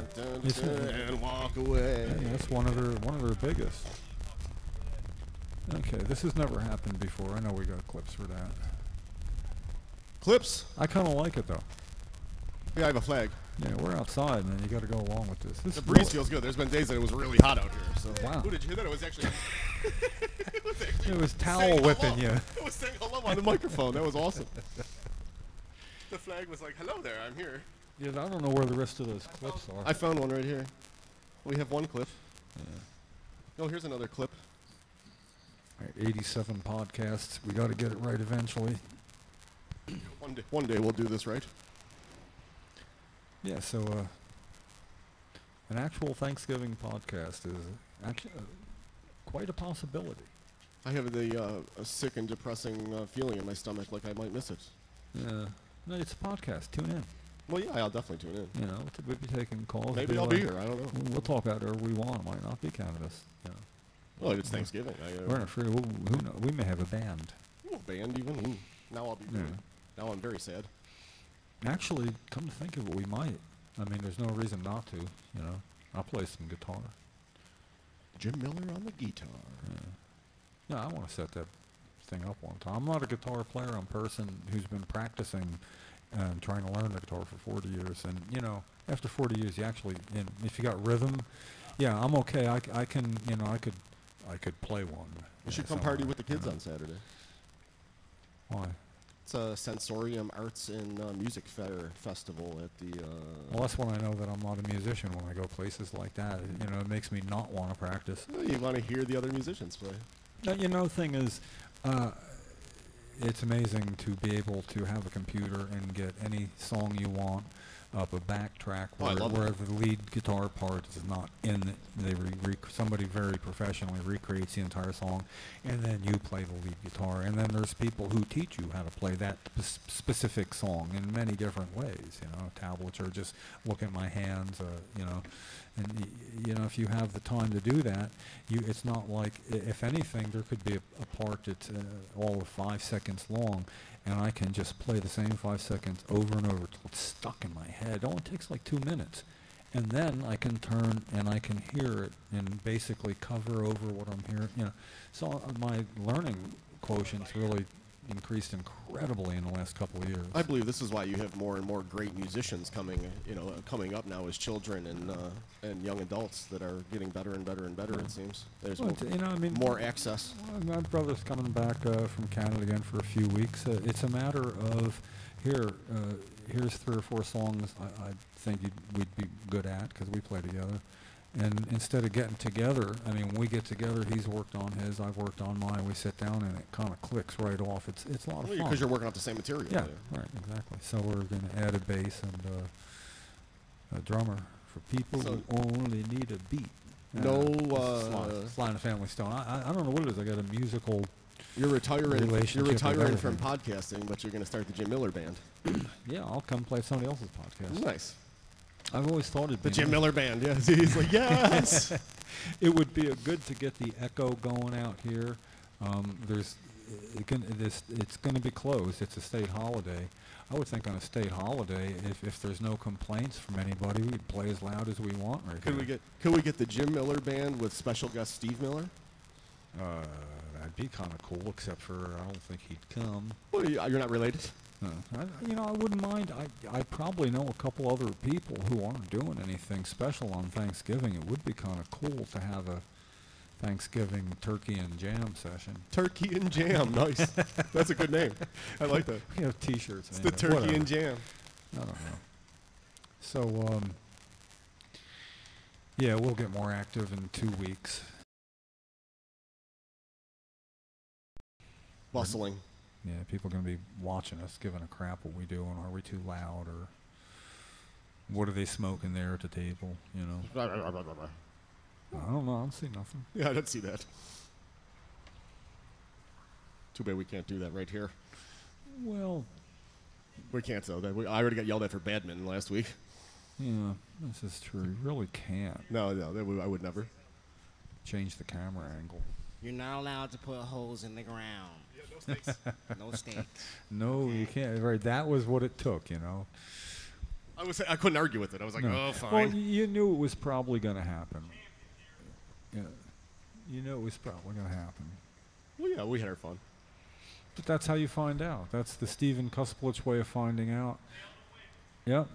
And how does Lefty put it? Better to beg for forgiveness than ask for permission. Yeah, absolutely. Because you get away with it then. Yeah. And we got an hour of badminton on well, this is what I call that plausible deniability. It's like, you mean we can't do that? Oh, okay.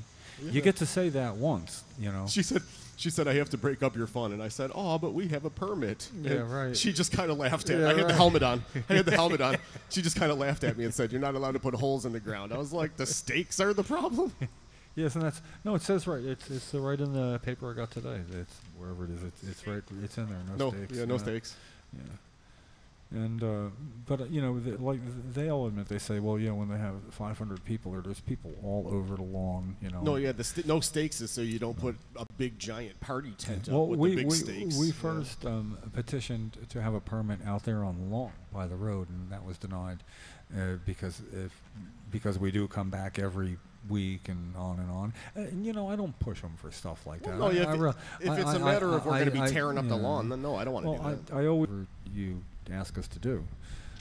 However, you know, I got to let you know how I feel about it, and they're fine with that. And I'll lay out my logic, and we'll say we can see how you feel that way. Nonetheless, I have a list of somewhere. It reminds me, we went to Oak Lynn Courthouse for the court the one day for a patient that got arrested, and we were all, there was like 20 of us or something, 12 of us, and the officer says, "Who's in charge here?" And I said, "Do you have a gun?" And he said, "Yes." I said, "You are, sir." You certainly are. If you're going to shoot me for lighting this joint, I'm going to go away. You know, actually, the short version I could have used a couple times. I never thought to say that when they'd come out and go, "Who's in charge here?" Simply saying, "Well, you are." You are. You would have, you know, that would have been. I'm not carrying a weapon. Oh, the Clips did that. That was your idea. Yeah, that's actually working like a sail with the wind going that way. If we're going to do that, we're going to have to bungee cord over there, too. I can't believe that it actually said hello on the microphone. That was pretty wild. We couldn't repeat that again if we tried.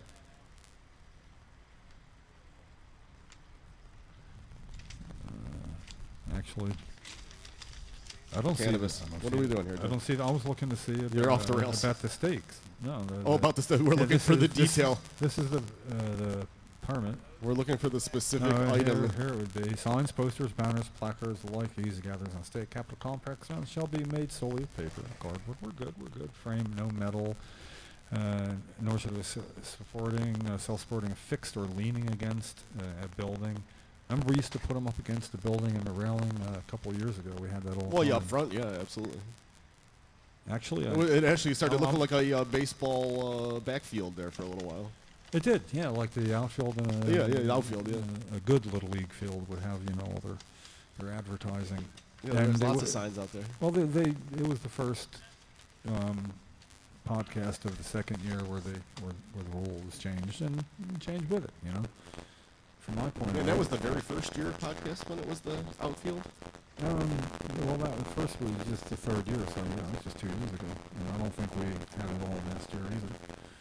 No, yeah, no, it's like it's been a while. No, last year was the cones.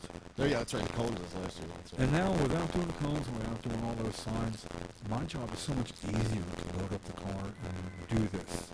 It has been. It has like evolved. It's been different every season. Where you had the outfield of signs the first year, and then you had the cones last year, and now the annex with the fountain this year. I do not argue with changes that make it easier. With the big Sativa cross sign too. That's new. What's that? Yeah, he had such a nice one made up to a professional sign that I don't know where it went. He had it at the end of last year, and it somehow isn't here this year. I don't think I ever saw that. This is the only one I know.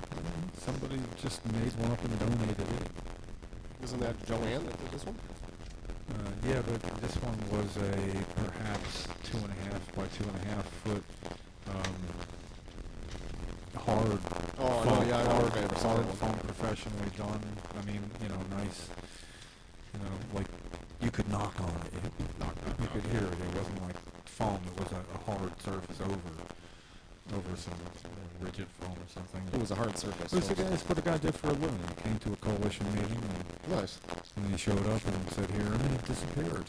It happens. I know.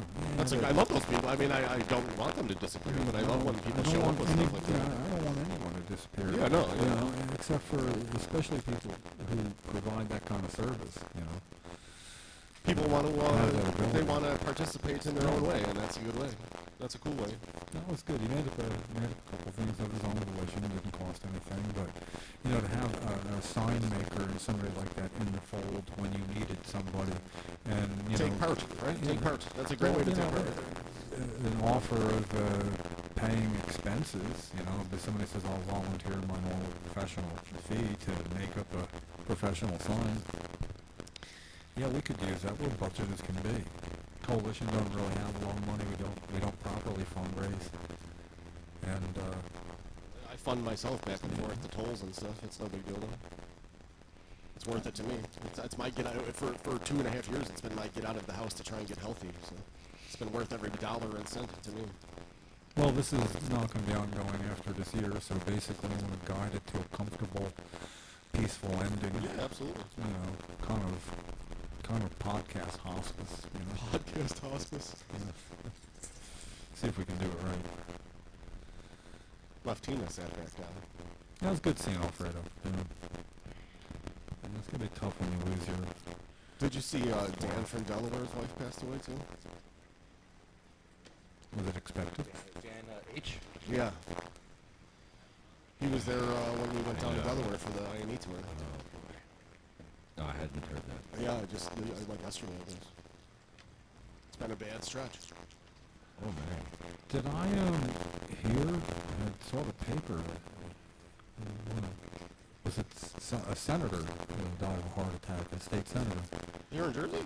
Yeah. Oh, no, I didn't hear that. It might have been Jim Whalen. I don't want to. Yeah, I think it was Whalen, right? No, I didn't hear that at all. Man, that's too Yeah. bad. No, it was really just sudden, recent, sudden. I'm sorry to his people. Loving Well, him. he was a supporter. You know, he wasn't the one who would write the bills, but I believe, was he also on the health committee? He must have been. I mean, I don't know how else I would remember somebody as a supporter, whether it was this particular year in the past, but I believe he was. And I'm not going to look it up real quick, but so anyway, that's you know, wish his family the best. Because he's a supporter. And even if he wasn't, well, maybe I would. Very sad business, Jim. Yeah. And, you know, it's something we're reminded of on a regular basis, how quickly things can change in somebody's life, not for good. And it just brings a sense of urgency towards what we do, and I would hope remind others that if there's something you want to get done, get it done. You know. I don't want to be lying on my deathbed saying, you know what I wish I'd done? Then slap me if you're around my deathbed when it happens. If I say something, you know what I wish I'd done? Just slap me. Because I got time right now. We do show up. You know, Ken Wolski this week, he's become really busy doing things, representing the coalition, representing the cannabis patients. Ken's awesome. He's like, he's out doing stuff a lot. I love it. That's what we need. Get him out there and... He's so great. We get such great feedback from everybody, too. I mean, you know, who says something really negative about cannabis? Oh, gee. I'll punch him. Honestly, I will punch him. I don't know that I've ever heard anybody No. say that. And, Maybe just me. And Ken has evolved. Just kidding. Just kidding. He'll tell you that things, we had really specific, separate functions when we started. I was more of a hammer, the total activist, and he was the one who could get people's attention by being a registered nurse who wrote the resolution that the New Jersey State Nurse Association passed in 2002, urging the legislature to act expeditiously in implementing medical marijuana law. You can't argue with his experience. No, you can't. And when I talk to doctors like David Nathan and Andrew Medvedovsky, they have the highest regard for Ken. I mean, you know, it's I take my cue from them now that he's as good as I thought he was, but how would I know? I mean, when somebody of their stature and knowledge and appreciate his efforts in the American Cannabis Nurses Association and all the work he's done, and we're lucky that he's the face, because the coalition would not be in existence without Ken Wolski.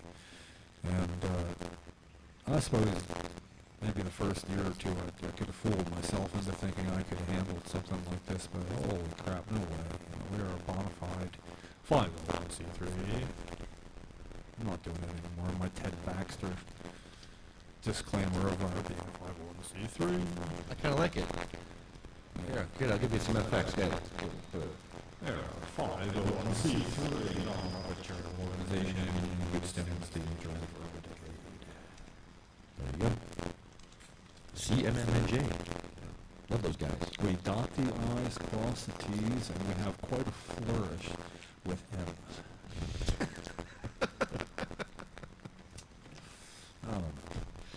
It's your fault. Yeah, and I do look forward to becoming a legal patient. I'm not going to say legitimate. I've been a legitimate patient since the day I fell off that ladder. But I look forward to being a legal. It's going to be nice. And I already understand your need to go out with the ignorances, or to have the ignorances, no excuse tour.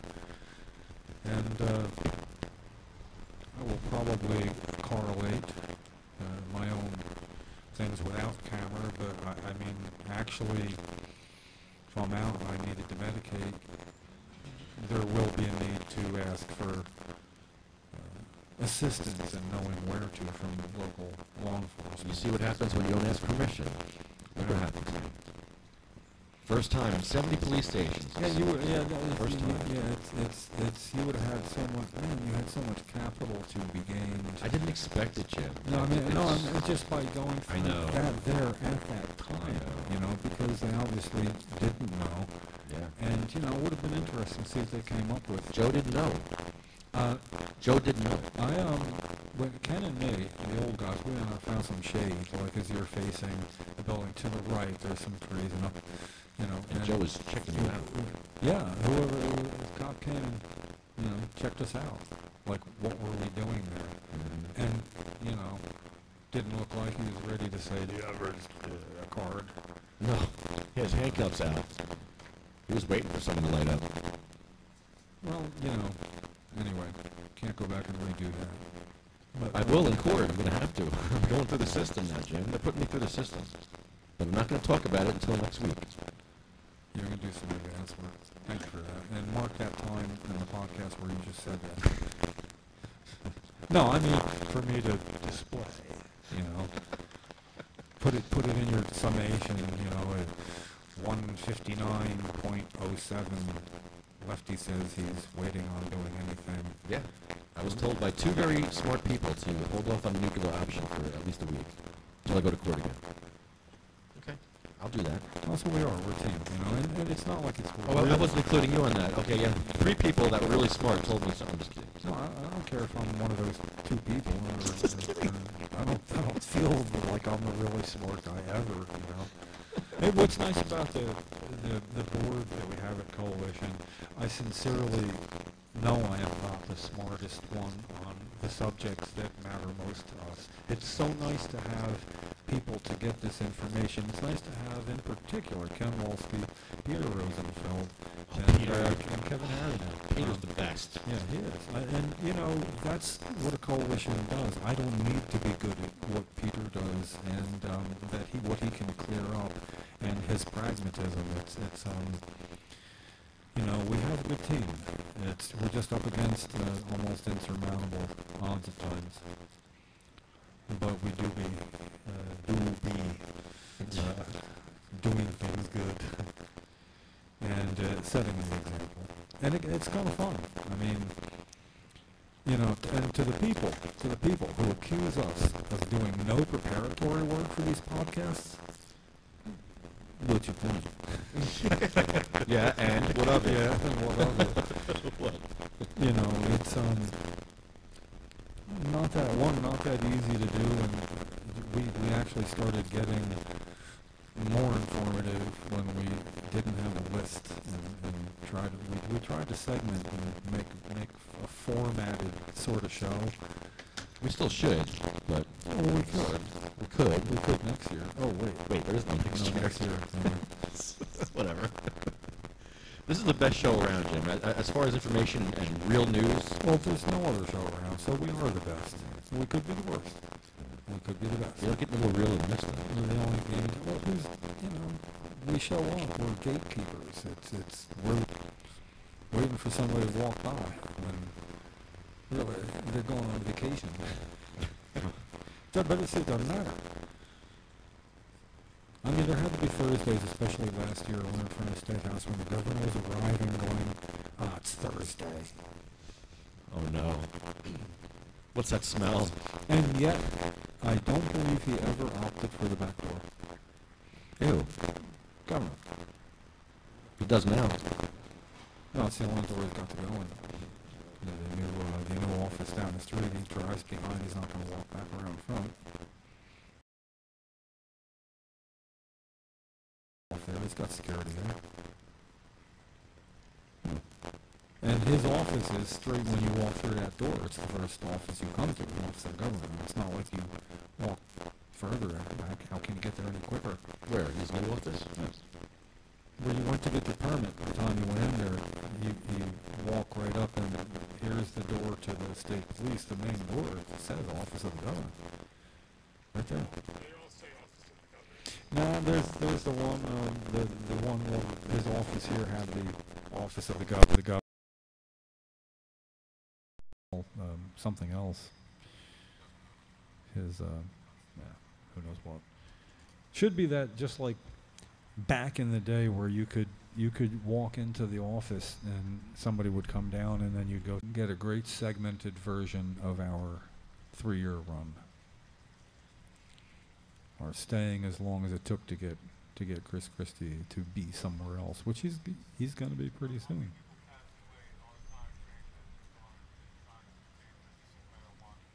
What's that? Come on over. Grab a microphone. I can't hear you. I can't even hear you. I can't grab a mic. Yeah, you got to. I can't hear you. You'd have to repeat it.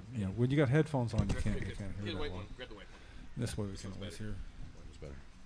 How you doing, man? About how many people passed away since the medicinal marijuana has been trying and attempting to That's a good question. Wow. Since Senator Basamo, was it? If there are 12, there's numbers. If there are 12,000 now, the last year that we have a statistic for, and that may be going back to 2015 because it takes them so long to correlate, there were 6,600 some patients who had registered, and a little over 600 died that year, just about 10%. Yeah, 10%. In One the out of last 10. year. So right now, if there are 12,000 registered, if you extrapolated that, and I don't know that you accurately can, but that would mean maybe 1,000 would die in a given year. Now that there's more patients. 7 years, 8 years of people dying 10%, that would be... And the strange part about that is they say how many people are in the program. They use the phrase "in the program," but that's how many people have registered. I don't believe that 12,000 accurately reflects. I think that includes the people who have passed away. I don't know. That's another question we should ask. Those 12,000, are those people alive? All those people? No, I'm willing to bet not much. In as much as if you looked at the voter registration rolls, how many people are registered? People generally don't get taken off when they pass away. In other words, if I die. Who's gonna think to go, oh, let me tell them at voter registration, let me go show that Jim's not with us anymore. 5 years down the road, I'm still listed, That's why back in the last election it was, they had people that were dead. Well, yeah, they didn't vote because they were dead. They were actually registered voters who were deceased, but that wasn't done to be illegal. It's just the way it's done. So, thanks for asking that question, because a lot of people don't think to dig in a little bit to realize how serious it is and why saying you're lucky when somebody somebody says, oh yeah, I'm in the medical marijuana program, you've heard, wow, you're lucky, as if that's if you're in the program, you're not lucky. You need to be opposite of lucky. MS doesn't make you lucky. Cancer, stenosis, or no, that's not lucky. That's unlucky. Well, there's the problem in regards to recreational utilization, medicinal marijuana, and the other classification that ends up being something that's been the issue of some people. And I'm not even going to touch bases in regards to the religious factors that some people have wholeheartedly felt for several years upon, and saying there's a difference between that and recreational utilization. medicinal, yes, okay, so on and so forth. Yeah. But in today's society, let's say move to Colorado, right? Bottom line. Yeah. Well, they're certainly doing a lot better. The thing we can take solace in is that until, I believe it was 3 years ago, could have been 3.5 years, 3 years ago, polls support for, thanks for stopping by and taking part. Thank Appreciate it. Oh, and by the way, a show business hero of mine, you look a lot like. Anybody tell you look like Tim Meadows? No? No, you look a little bit like Timmy, and he's I'm a big fan, so that's why I'm just asking if anybody. Oh, somebody's told you that now. You can't say no anymore. And he's a veteran, so thank you. Yeah, thanks for stopping by. Thank you. Bro. Appreciate it. It's right that a lot of people who supported medical when it was 86%. When we had that first poll taken in New Jersey, I believe 40% was nationally the poll numbers on favoring legalization. For the first time in the history of polling, it became more for than against about 3 or 4 years ago. No, it wasn't until then. But often, a couple tokes here, a couple tokes there. It's not like I sit down and have a big blast-off session at home or at somebody's house. And that's why I call it social use of cannabis rather than recreational, because it is social. It's that, sit down in the old West, you walk in, guy gets out a glass, each have a shot. It's social. It's social use of alcohol. And, it is when you go to the bar, elbows up, just talk, have some beers. It's social. Alfredo just showed me in my pen, there's a sesh mode on here. You hit it twice, Yeah. and you don't have to hold it. Really? Sesh mode. What's that called? Sesh mode. Oh, sesh mode. Sound like Satchmo. I like sesh mode. Then it goes off after like 20 seconds. Yeah. Don't have to hold it. Oh, that's good. I like sesh mode. Yeah. I like the pesh mode too, but I like sesh mode better. Well, I'm not currently allowed, but at some point I'll be able to join you doing that. No, I'm not allowed. I'm not. I'm not. You're not man. allowed. I appreciate it. There I you wanted go. to find something Yeah, there you here. go. real Look that quick. thing up that I showed you before. I need some bullet points for my State Police Training Academy letter. Can you help me with my letter, Dan? I want to write a letter to the State Police Training Academy. Just give me some bullet points. What should I touch upon? Because I want to get... Okay, you know the story. We went to the Attorney General. They're sending us on the carousel to the State Police Training Academy. So how do I get back on the Attorney General's carousel? Do I say... Well, you don't do it for a week. Okay, so I want to write this letter, though. So give me some bullet points. What should I touch upon to the State Police Training Academy?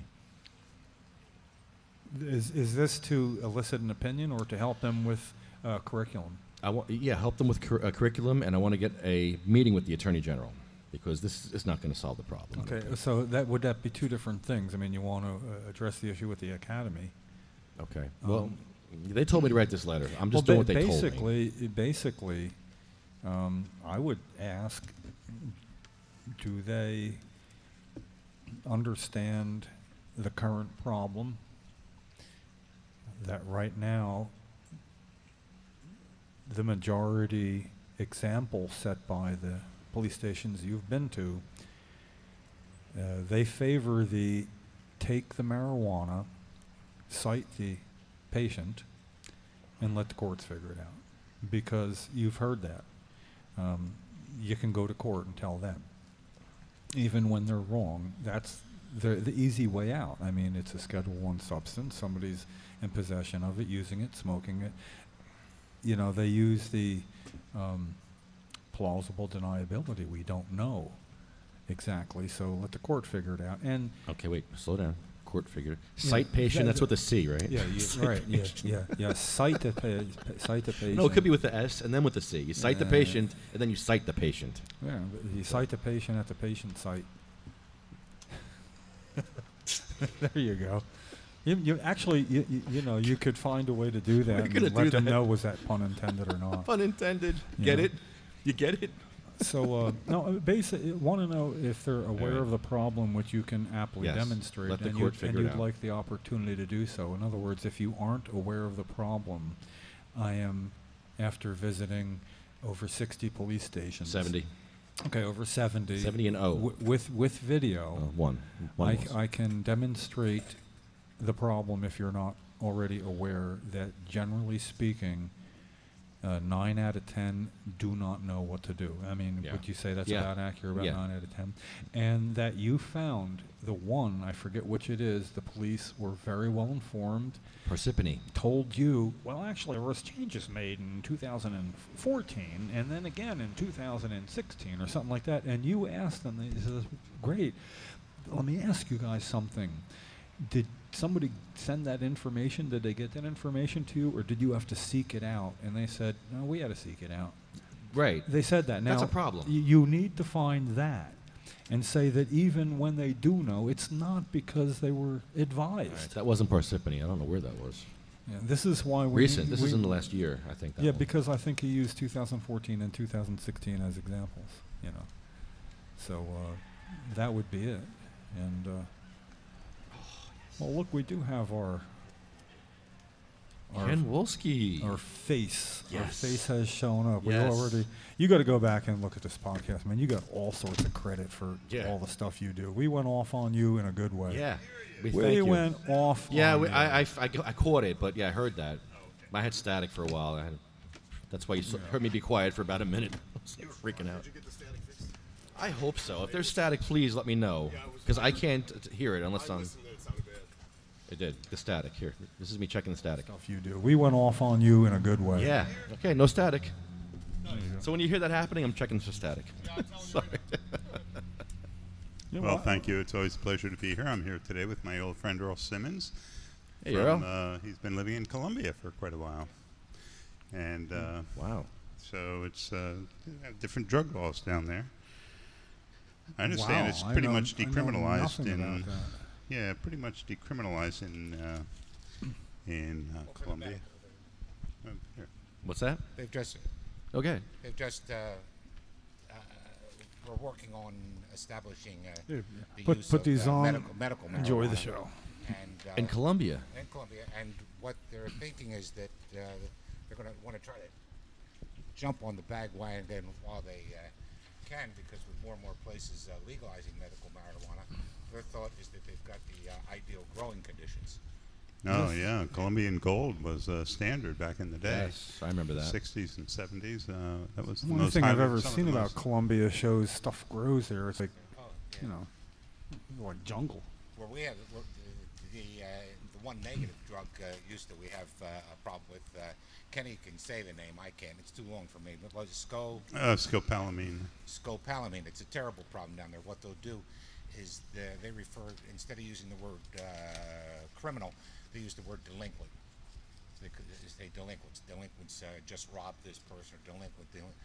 And what the delinquents will do is that guys will sometimes use it as a date rape drug. They'll put it in a drink.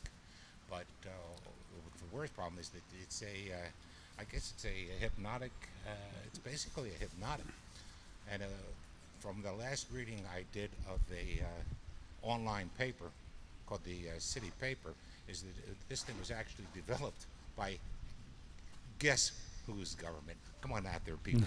Can anybody take a wild guess of what government decided that they could take this drug and use it as a truth serum? The greatest country in the world, United States of America. Good We're guess. number one. We're number one. USA. USA. Make America great again. Yeah. Now that we've got the Great White Hope in office. I would only say whenever anybody says that, I would love to make America great again, but when is the again? In other words, like what year? What year are we referring to? When we killed Hitler. Again. No, well, okay, if that's it, then that would be the year, but there's always something not so great going on that year. Well, to continue the story, what happens with this drug is that it's also used in a powder form, so if somebody wants to use it as date rape drug, they can put it in a drink. But the worst part is that if they come to your house or maybe see you on the street, they'll blow this into your face. You'll have the effect of the drugs, and since it acts as a hypnotic, you'll basically do whatever the person tells you to do. Though you'll go down, take me to your ATM, empty out your ATM, I've had. So I've you're had a telling friends- me like I could be testifying, committing, go, and that's why you should vote yes. So it's terrible. Yeah. I've had some friends that Yeah. have had their places robbed. Well, People so knock on the but they've door. got more important things to deal with than cannabis then. Oh, this Yeah. drug is terrible. This drug Well, is terrible. you know, everything being relative, it's sorry it takes something like that to make everybody understand marijuana, cannabis is very innocuous compared to most drugs. Right. Well, the one, Right. the one medical marijuana story that I would like to relate is that my wife was in for cancer treatments, and she was having some really bad stomach pain. So they were coming in and giving her injections every once in a while, and every time the pain got too bad, another injection. So they finally said to us, "Well, would you want to go on a morphine drip to ease the pain?" Well, me not knowing what the ultimate effect of this would be did allow her to have the morphine drip. So she was put on the morphine drip for several days before she died, but about a week before we went on the morphine drip, the doctor did say, well, look, I think if we can get down to Robert Wood Johnson Hospital, that there's a doctor down there that thinks that with your condition they might be able to do surgery and cure the problem. The only problem was that since she was on in the morphine-induced coma, that about the time they were able to coordinate the trip to Robert Wood Johnson Hospital from Mercer Medical Center, that because of the coma, he said, well, now we can't do it. So she died within a couple of days. Luckily, because of the morphine, I'm hoping that she died in some degree of comfort. But maybe if she was using medical marijuana, we could have eased the pain and kept her appetite up. Yeah, absolutely, Earl. Yeah, hindsight is heartbreaking sometimes. I mean, wondering could it have been better.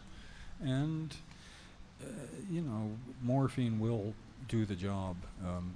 And if someone passes away, the side effects become irrelevant pretty quick, and a lot of the side effects are a little more long-term than right then. So probably better than having neither. I wanted to ask, before I get started, and it's a very short thing, did you know, because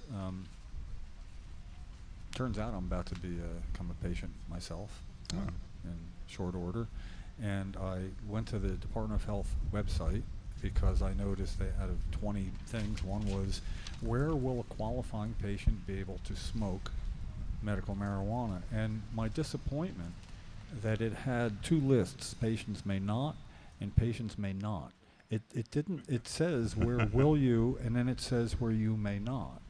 Well, anywhere where that is not specified, anywhere else. That is not Which is specified. a good thing. So I would assume this would apply to the Department of Health area itself. In other words, wherever somebody could be smoking a cigarette there, according to this, a patient would be allowed to medicate. Right.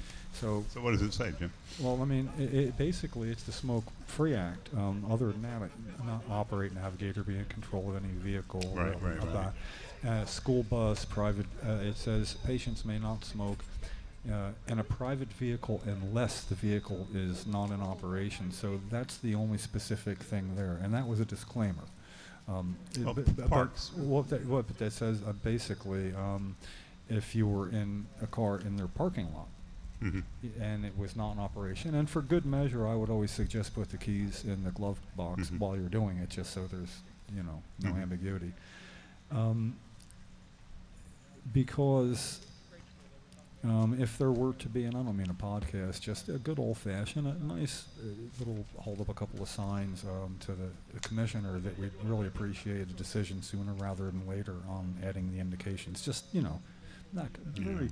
But where would I, as a new patient, be able to medicate? Now, according to them, that's it. And I'm wondering if this short version might be something that patients should be carrying around.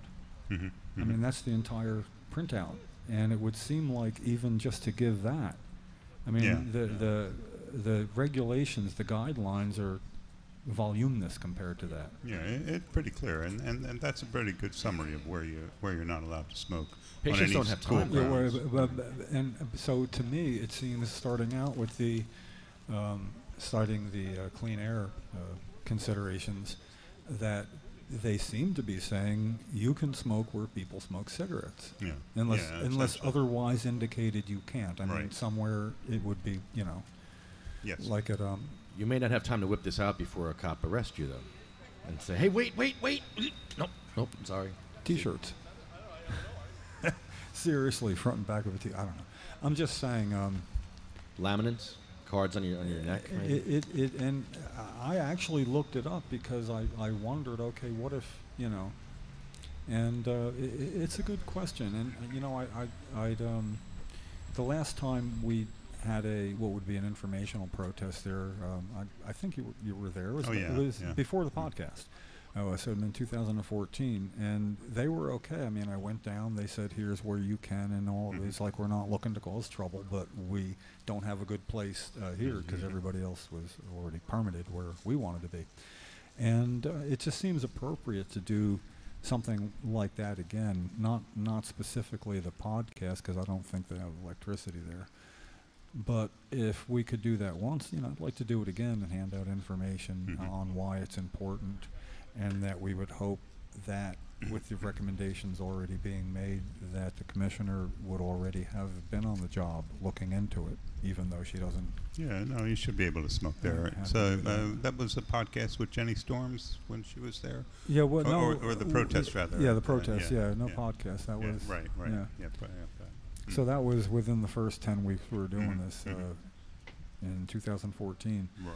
But now it just seems like we should touch that base with a very genteel sort of informational protest that this is going to be. But Jim, you see, right now they've established certain parameters, and the parameters are that we are now in the public comment period. Right. Now, it took them 2.5 months, to establish this 60-day public comment period, which is very frustrating. When does that end, though? September 25th. So you can get your public comments into them by September 25th about the initial recommendations, which are very favorable from the Medicinal Marijuana They were Review Panel. incredibly great. So, except for Dr. No, who voted no on everything. Right. And they're looking to add 43 different petitions. Well, that would say to me that after that, when it's out of the public comment period, it's solely at the health department's lab in one person. That would be when I'd want to.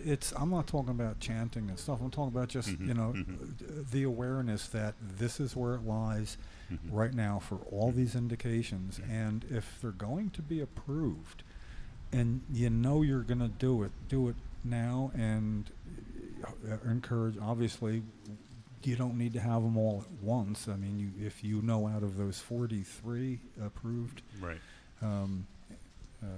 petitions, if there's one that's already in the commissioner's mind going to be approved, you would expect that to be, okay, this is approved and these are the ones I'm not sure of yet, or whatever. We need a little transparency and openness in this process, I would think. And speed. And speed. Obviously they're going to take some time to review the public comments, and unfortunately, it sounds like they're not going to start the review all the public comments after September 25th, which could be a month. It could be 2 months to do it. Depending on how many public comments they got. Well, people are dying and suffering. They're waiting. Yeah. Well, but that puts us to November already. If it took them 2 months, that would be November 25th. So. Well, at least to make the point that, for my mind, and this would be me, Jim Miller, not me, board member CMMJ, that in the spirit of openness, to be saying that we're going to be needing everything to do with what it took the health department, the commissioner, to come up with the yay or the nay. That's Open Records Act stuff. Yeah. Well, they will publish their comments in.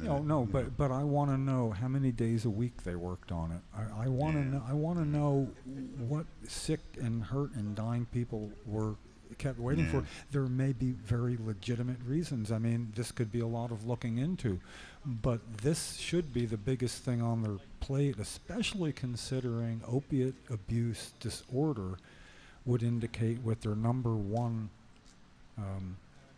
concern. Yeah, it should be, Jim, but it's just not. You know, when you look at the, I get the monthly bulletin from the health department, and the medical marijuana program is never even mentioned, or maybe mentioned once. Opiate abuse disorder is their number one health concern. Yeah, I mean that is so. A state of emergency is what. They're saying over opiate abuse disorder, and if we've had opiate abuse disorder recommended by a panel of experts, right, and this is our number one problem, right. That's a good point. Very good point. You see what I mean? Yeah, That's sure. all I'm saying is there is a statistical number that will crop up if it takes 6 months. There will be a statistical number of the estimated number of people who would have become addicted that would not have become addicted if she had operated it with all due haste. And that's all I'm saying is to make that point now. Now, I've made that point in a public comment. And have you submitted your public comments yet? Yeah, for that. Secondly, on the second round of public comments, yeah, right.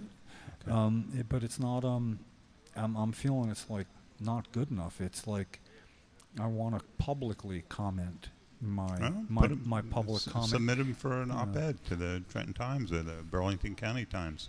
That's actually, I think that's a great idea, and I would be willing to write up what I think is a great template and pass it off to you and Peter and people who, I love when you guys get together, and a lot of times I'm not part of it only because you nail it, but you get published pretty well. So I would love to do. They haven't published the latest one I submitted, but well, maybe it wasn't up to par. I don't know. As a board member, I sent around for comments to the board. It's right. We're talking about a national emergency, right? Yeah. And this is the one that we'll get, and not to mention that it's going to be nice by the governor's office, and it appears that the place to hold the sign would be behind what appears to be where you would smoke if you were coming out of the auditorium at the museum. You'd be right overlooking the parking lot where the governor exits his vehicle and goes in. It's just, this is his number one concern. I think he actually would appreciate the opiate abuse can be mitigated by medical marijuana. I mean, just let's go for it, Gov. I mean, I don't know. It's the number one concern. The experts, right? Day trip for lobbying day. I can't spend the night. It's not in the cards. But I've got an extra bed in my room, but that's only for the 10th. That's only for Sunday night, not for Monday night. And it's an expensive hotel. It's like over $300 a night. Which motel? The Capitol Hilton. It's about $312 a night, I think, plus tax and all. Yeah, that's almost Boston rates. Yeah, it's outrageously expensive. Of course, there are cheaper alternatives, Airbnb places and whatnot. The South Capitol, which is it? It's a national chain. On South Capitol, just under the expressway 395. It's right on the cusp of where it's not really a good area, where there's a substation and the 7-Eleven around the corner, a police substation. It's that kind of area. Yeah. But it's really a nice motel. And if you're driving in and out or public transportation, it's really quick. Yeah, and I'm going to take the train down. Yeah. Well, I was thinking of, a matter of fact, I think I put it up on the Facebook page, that I was thinking of doing a day trip. I wanted to see if I could fill up the other 3 seats in my car, and it's not a matter of money. I mean, it's not that much for me to drive. For the 12th? Yeah. Just the lobby. Get together, see how we can coordinate with whoever I know there. I would then get back into Trenton for 7 o'clock meeting. Actually, pretty close. Yeah. Would be pretty close. I don't have no problem. I'm kidding. If you that would obviously be the priority, and you would have an excused absence from the CMM&J meeting. Although it would be great to get a recap of what you did down there. What I would, of course, be doing is I'd be doing my mailman gym routine. I would have my own but your question, but your questions to MacArthur, where I mean, those were right on. Yeah, well, that would be part of it. I'll do that at the home office. But I would like to ask others if this should be part of the discussion, and apparently it's being left out at the federal level. I mean, I could lobby, but when they say, are you a constituent, I have to have a letter from a constituent where the first request is, I'd like you to talk with Jim Miller when he hand delivers this to your office. That gets my discussion going. Otherwise, they say, I'm sorry, you're not a constituent, bye-bye. And actually, for lobbying day, I'd like to introduce that. I wouldn't mind showing up in the morning and saying, here's a little something I've learned over the years. I didn't have time to impart to you, and it's too late to use. But consider doing this, because none of you can walk into this congressman's office if you're not a constituent, but I can, because I get a letter. And you know what I like to do? I fold it up in thirds and put it in my pocket, because it might not be necessary, but it always is. And when they say, well, if you're not a constituent, I like to, let me whip this out, like Blazing Saddles. It's just one of my favorite parts, you know. But I do. I whip it out, and then I point to the part, Jim Miller, and I say, hi, that's me. And I say, so now basically you can not grant your constituent's request and turn me away, which is, for me, I get around what I got to do quicker. I'd almost appreciate it. But I'm here as a sense of duty, and if you can have a staff member talk with me, I'd appreciate it. And it's fail-safe so far. No, one place it did fail. There's nobody available. And I got glared at. Ooh, I got glared at. It was horrible. So what else is going on? But just as an aside, we have our CMMNJ TV that we're taping on Monday, the August 28th, from noon to 4, assuming Lefty comes.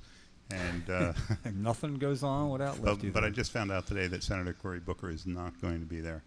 I checked with his appointments secretary that I've been working with for a couple of weeks, and I found out today that he just can't make it. I mean, but he did try, and we did, and he said he would keep us informed for future possibilities to arrive at the podcast. How about the other senator? Is he available? No, he's on trial. Senator Menendez, yeah. He's a little busy. They just picked his jury. He's going on trial. Yeah. Hey, maybe he'd want to come on and tell us about that. Yeah. He just has to say cannabis every now and then. Skype. We could Skype him in from jail. I assured Senator Booker that we would only ask about the Marijuana Justice Act of 2017 that he just introduced, and as well as his CARES Act, and that we were both fully supportive of those acts. Oh yeah, he could talk. Senator Menendez, he can do whatever he wants. Yeah, Booker's Senator the best. Menendez, right? Booker's great, but Menendez hasn't. I'm not even sure he's a sponsor for the CARES Act. I haven't seen him as a sponsor. So well, that would be a fair question if I do get to. Washington. As always, I like to stop into Sporter's office, or in Cory Booker's case, our leader's office, and thanks for the support. Let them know, is there anything we can impart to anybody I might talk to, and what would you like us to say? And they know that we're trying to have their back a little bit. And then plus it helps relations that now we need something from you. Can you make it to Princeton? Yeah. I have a little favor to ask. Right, sure. Do not refuse. We came this close to having Cory Booker on CMMNJ TV. I think we will. Yeah, we'll get him. There's other vacations. They're in town. Yeah, but they weren't in Washington for this one. But yeah, he was in town. Yeah, this would have been a good time to do it, but unfortunately it's not going to work out. But we do have Preston, and let's see. Also, the possibility of the Happy Hippie showing up again to talk about an update on what's going on with him. So, have you ever been interviewed on your own show? Kinda. A little bit. I've sat through a number of interviews. We switched roles for one, and I never released it, but we did switch roles for. Oh yeah, how are we doing with released things? I don't see anything showing up. I am on so far CMM. behind. I got this court case now, and I'm just really busy. I'm stressed. Sorry, I'm trying. Can't get it done. I will. Which one's the most important? Probably Riley. Riley Cote was good. Yeah, Riley was great. They're all so good. I'm like. I need a few hours. I'll try. I'm sorry. You need an intern. I need some help, but I'm a little busy lately. Well, no, that doesn't make sense. I need some help, but I'm busy. That's why you need help. People help me like, here, Lefty, do this, and that's my help. Here, I have an idea for you. Here, do this. No, I mean somebody. there are other people that have at least the skills necessary to do some of the things you need. You know? They can come over and use my computer if they want. It's fine. I'll smoke them up. See, what a Hear great me? offer. Yeah, there you go. There you go. If you know how to use Final Cut 10, come on over. Edit. I'm feeling really left out now. I wish I had that knowledge. I would do it in a second. No, not for to smoke them up, just to help you. Get Pete Christopher to come up. I don't think so. Only because he's down in North Yeah, Carolina. I just got back from a trip to South Carolina, and I'll tell you, the traffic was just unbelievable. Go to see the down eclipse, south did there. you? No, I ran away from that traffic. There was a family wedding, and my niece got married in South Carolina. But what had been a really beautiful, spectacular ride down Interstate 81 between the Shenandoah Mountains and the Massanutten Mountains Nice. turned into a parking lot. 13-hour disaster of a trip. Ooh. Yeah, it was so unfortunate, and 70 miles an hour and then stop and go traffic right on the interstate. You just don't expect that kind of stuff. So anyway, so I don't think Pete's going to come up to help me anytime soon. Skype him into. But that is interesting. So we need someone who has editing experience. That would be good. Just to help out a little bit. To help out to get some of these shows on because I'm way behind. Yeah, we've got a lot that are just need editing. So this is the call. People listening. Earl, can you help? I hope I can help paths cross, but I'm so not that guy. You've seen me use my handheld device. What do you think? Hey, I taught myself. Come on. If I can teach myself, I'm an idiot. Come on, anybody can. This is true. Hey, all right now. No, anybody can. Jesus. What? You assume the worst. Anybody can learn. Idiot. That's like old news.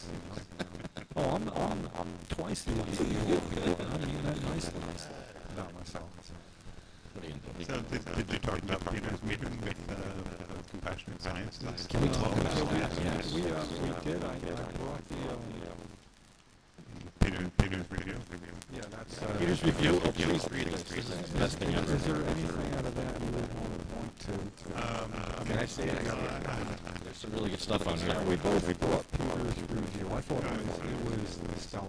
There's 12 points on here. 12. What is it? Yeah, 2 days ago, Peter met with the Would you sum up the problem about the THC levels and the labeling and all? Because you got a starting point. Well, we had a couple of people here at the Ruggierios who were very concerned about the testing results and that showed a lower THC percentage in a second batch of some of the specific strains.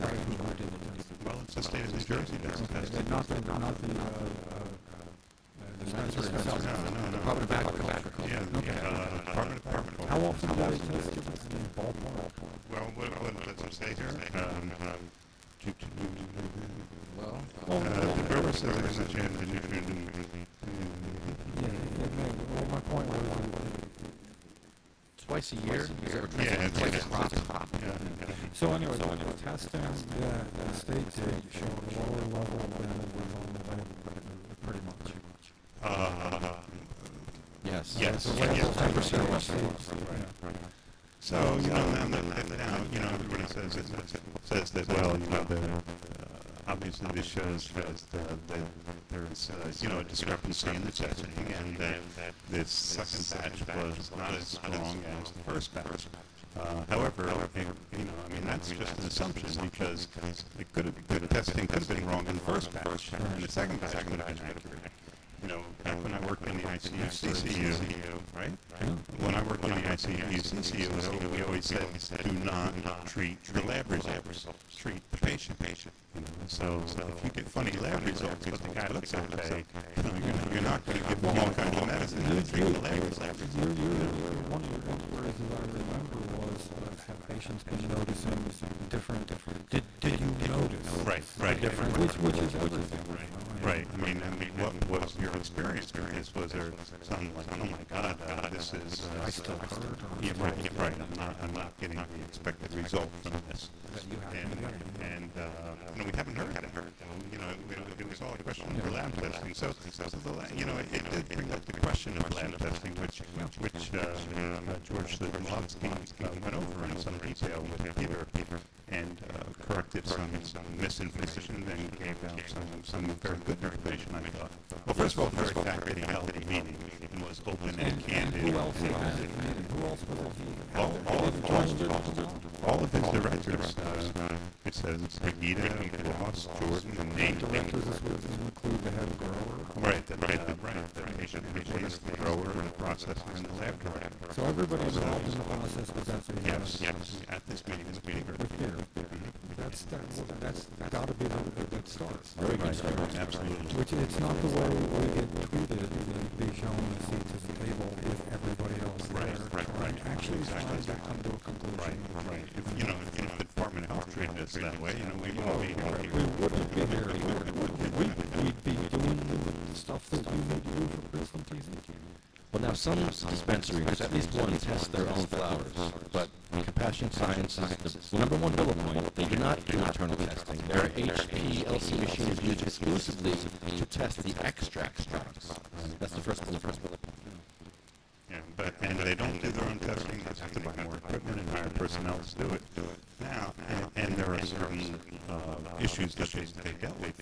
But for one thing, the state obviously does not require them to do their own testing.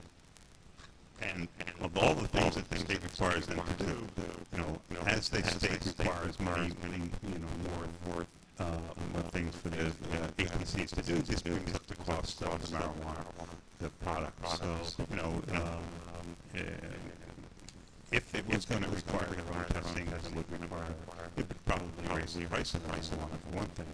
And even if they started doing that, George said that he wouldn't give out the numbers of patients, because why should they trust internal numbers? Why should they trust numbers that the individual alternative treatment centers are producing themselves rather than being done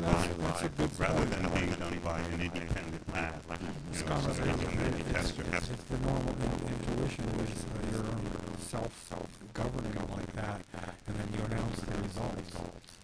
It's hard to hear that with complete confidence. Right. My marijuana is the best in the state. Yeah, I've got, here's my results. 87% THC. It's just self-preservation, I think, because they know the numbers are not going to be correct at some point. They won't get results. That gets into how our patients respond to that. Right. Comes back to that. And I've heard patient complaints about, and maybe rightfully so, about the way one tested or felt dry or whatever. So patients are not shy about speaking up. And I just wasn't hearing. It's not as strong as it used to be. I don't get the same relief. It was never strong. For me. Yeah, for you. Never. None of this. That's what people are going to hear all the not strong. They cross this stuff with half. Come on. This dispensary is ridiculous. Yeah. It's better off the black market. I'm just saying. Yeah, they're back Connecticut. Just saying. Well, I think that's a minority opinion. I mean, and the other thing about the black market is you don't know whether it's been thrown with pesticides and kind of soil that's been grown in, if there are heavy metals involved. I mean, you don't have any testing. You don't have any quality assurance at all. You don't know what you're getting on the black market, really. You don't know. These discrepancies are actually indications of how superior the product is, I think, that's available in the alternative treatment space. Because if you're arguing about the difference between THC content in one batch and THC content in another batch, that's a very sophisticated argument to be having in the first place. You can't have those arguments on the black market because you don't get that kind of documentation that goes along with the product. I've never bought moldy weed on the black market like that. I've never bought weed that smelled like hay. And I've never bought weed that had seeds that were ready to bolt from hermaphroditic. I've had hermaphroditic stuff. I won't say which dispensary I've been unhappy with a lot of the dispensaries. With the price especially. Well, price is separate issue. Very stringy sometimes, not dense buds. Well, not what you expect from a dispensary. It turns out a lot of patients don't travel on a Circle Z or maybe even on travel, where you have more abundant options. But the point will taking it if you say, how is this compared to something else? It's that Cat Williams does a whole routine on that. This year right here, this year right here, oh man, this year right here is way better than that. That's not testing. That's not a quantitative assessment. That's really what you get. You know, it's way better. They did have pesticides in Woodbridge. They did find some pesticides in a closet. In a closet, I will say, but yeah, okay. Who knows what's going on? And that's good, you know, because they're looking for that, you know, and the state is examining and making sure that these things are not being used. Yeah, and even if they're around, you know, they shouldn't even be around if they're not being used. So that's good that they pick up these things. This is quality assurance. This is continuous quality. Okay. What else did you read in there that was explained? Because I read through it. Well, it says that the growers have not changed how they grow, the nutrients they use, or when they harvest any of the strains in over a year and a half. Although they're always doing some small-scale testing for better quality production, et cetera. So it's very unlikely that there was a real significant difference in lavender that was a year ago and the lavender that was available today. You know, you may notice some minor differences, but this is a living, growing thing, and I think that you know, there are just absolutely going to be some differences. And I bought cannabis. I made a video of this. I went to Greenleaf in Montclair, and I was so excited because the blueberry up there was the best. It was amazing. I loved it. I've been saying how wonderful it was for years. I spent a little extra money to buy this blueberry. It was a couple bucks more. Whatever. I went up there. And this blueberry that I used to love, I used to get one big fat cola of sticky buds. I got these little buds of this hay-smelling cannabis. It wasn't sticky at all. I was mad. I was actually mad when I bought this. So there is a discrepancy with growing or something's going on. Yeah. All right. Well, and it's good that you pointed that out. You know, how often does that happen, Lefty? That's the first time that happened in Greenleaf. You know. So I wonder of all those sales that have been going on in the years since 2012, December of 2012 was when this product was first available to patients in New Jersey. You know, I mean, how many times have we actually had patients disappointed in what they bought? Now, you know, I've heard yours. It was well documented yours, and there were a couple of other issues. There was some old one-time compassionate sounds in Egg Harbor, and you know, there were some questions brought about the THC potency. Bolting, cannabis. So,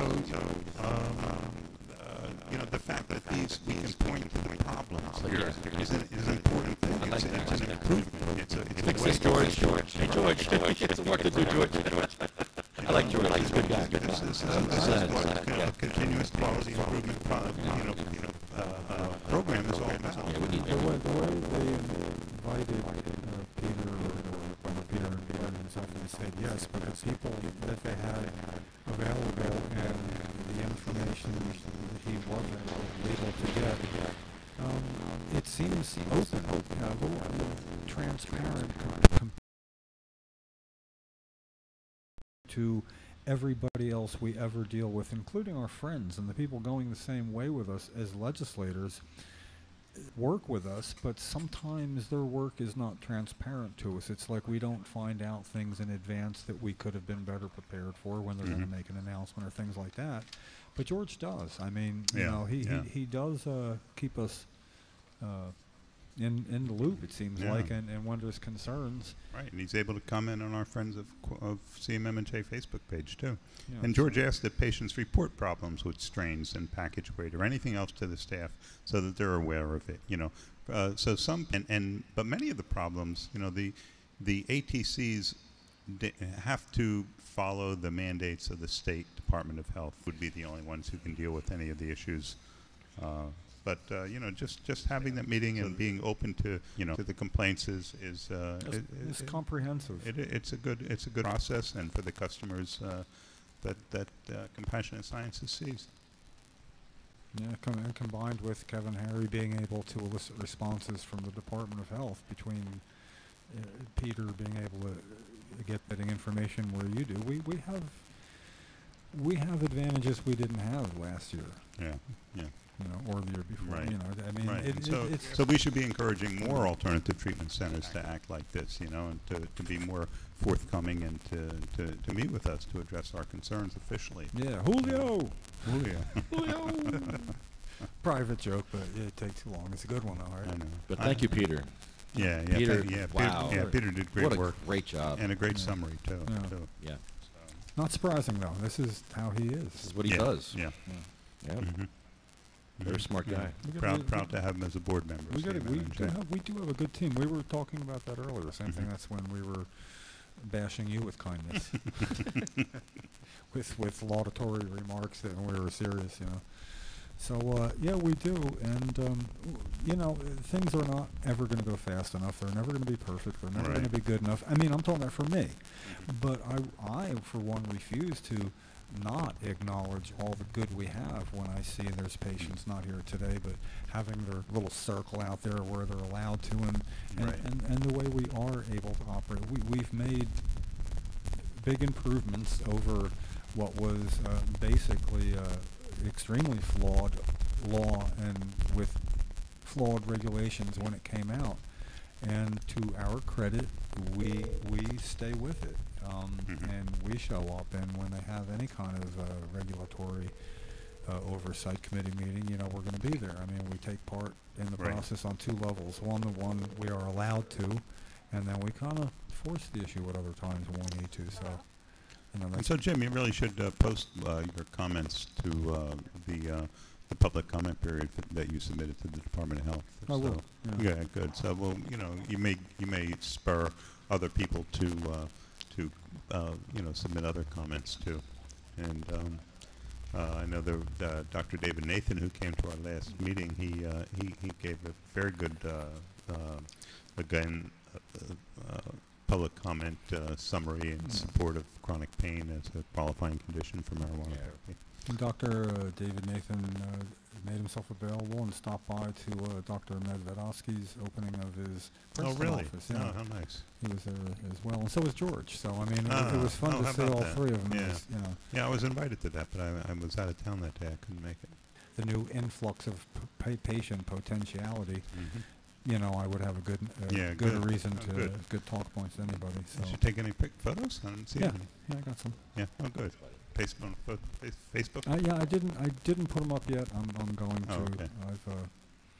I've got technical and I can't get them off my phone sometimes as quick as I'd like. Hi, Cindy. Yeah. Hello.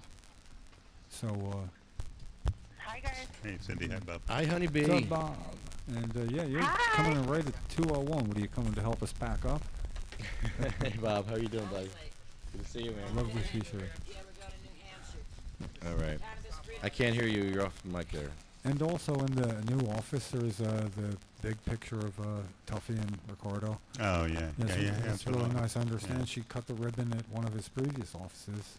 I didn't know that, but And, he has a photo of her in he's the South Jersey office as well. Office number 4 will be in Morristown. Which Morristown? Morristown, M-O-O-R-E-S, Moores. Is that By the YMCA. North Jersey? Yeah, well, Mount Laurel.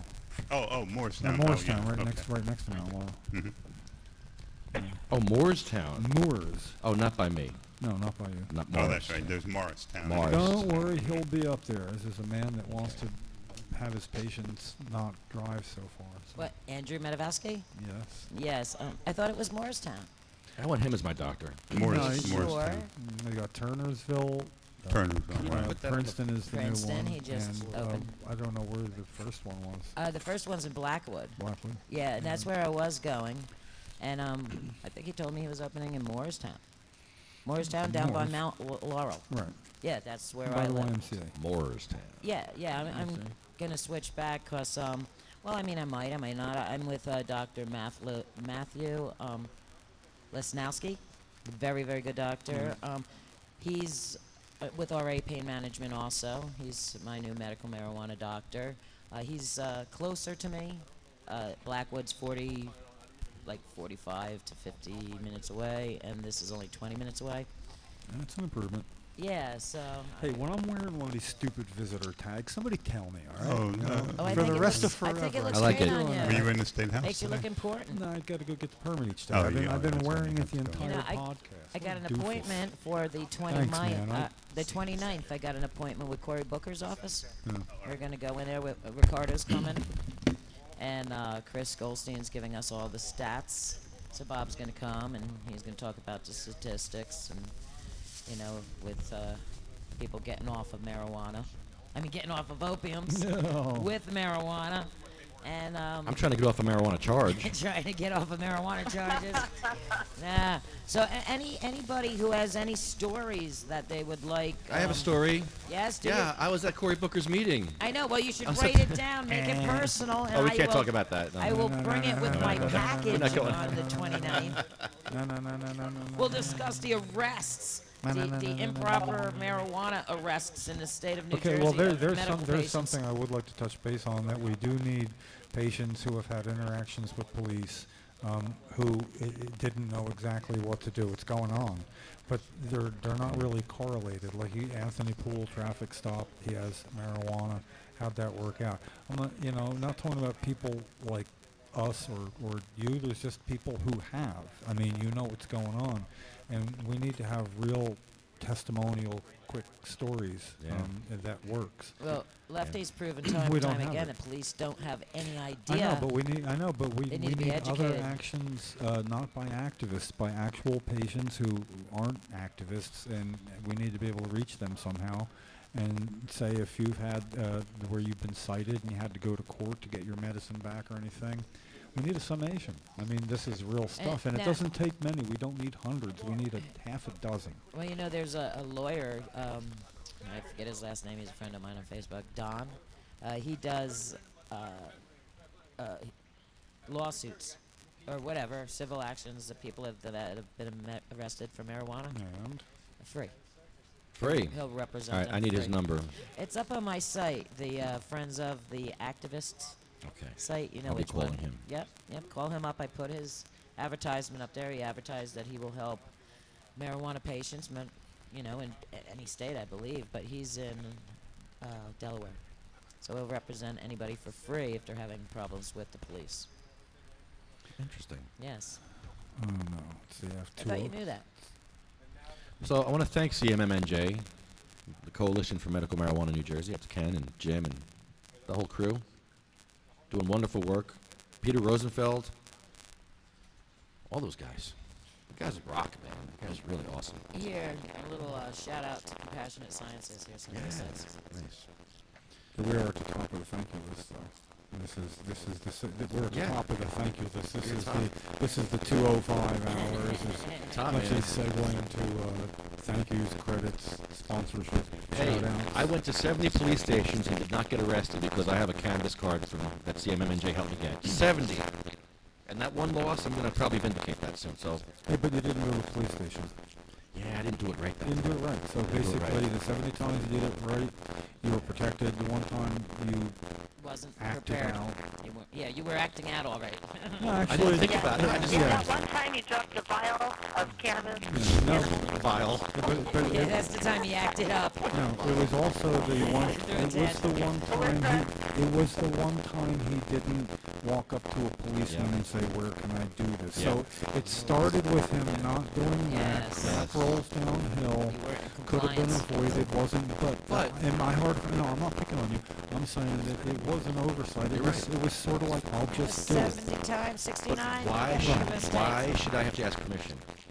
That's true. Why? Why do I have to ask permission? I mean, if they're first of all, I watched the video. He's trying to tell you that tobacco receptacles aren't. Those I don't sound like that. It's not fair. It's not fair. He was lying to Lefty though. That was a No, you tobacco sound worse receptacle. And they lie. They lied to me. They lied to You him, lied to me. and they kept lying.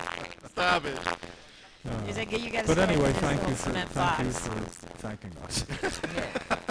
We started out in thanking Well, here, us. and I'll we thank keep- myself. SativaCross.com. I'm thanking myself. Well, let's thank you for you. I appreciate it. 98% of what you do. Thank you. I almost said everything. Okay. Almost. I appreciate 70%. That's great. I'm a shock doc. I mean, you couldn't say that. And like everything I do. Yeah. And I'm Robin Quivers. Now you're hotter. Yeah. Well, you know. You split personality.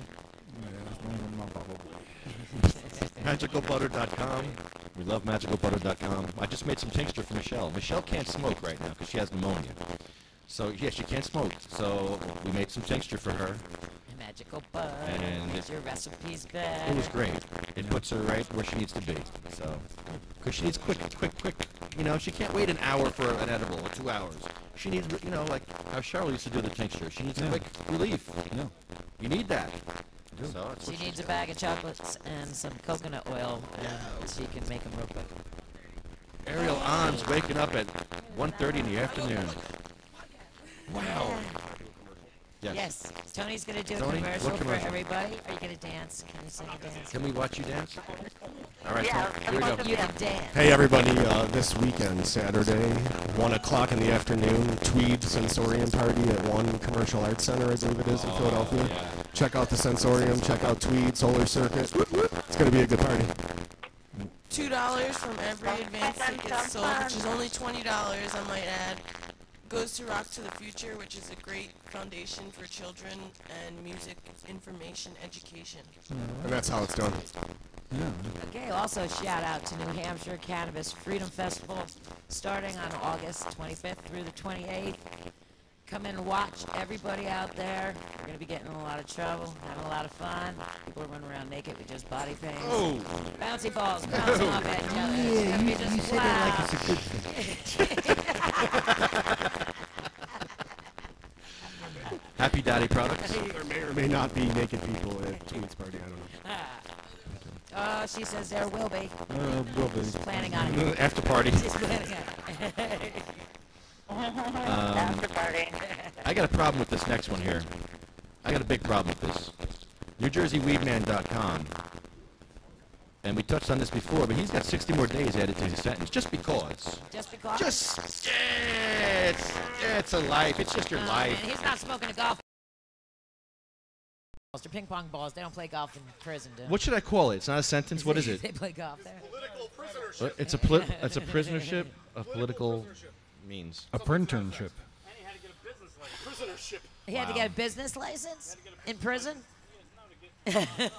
Why is the weed man sitting in prison for 100 and how many days? 180 now? Chicken wings. You can't sell chicken wings after 11 p.m. Only Burger King can sell Yeah. They ruined his summer. They're ruining his life. They ruined his business.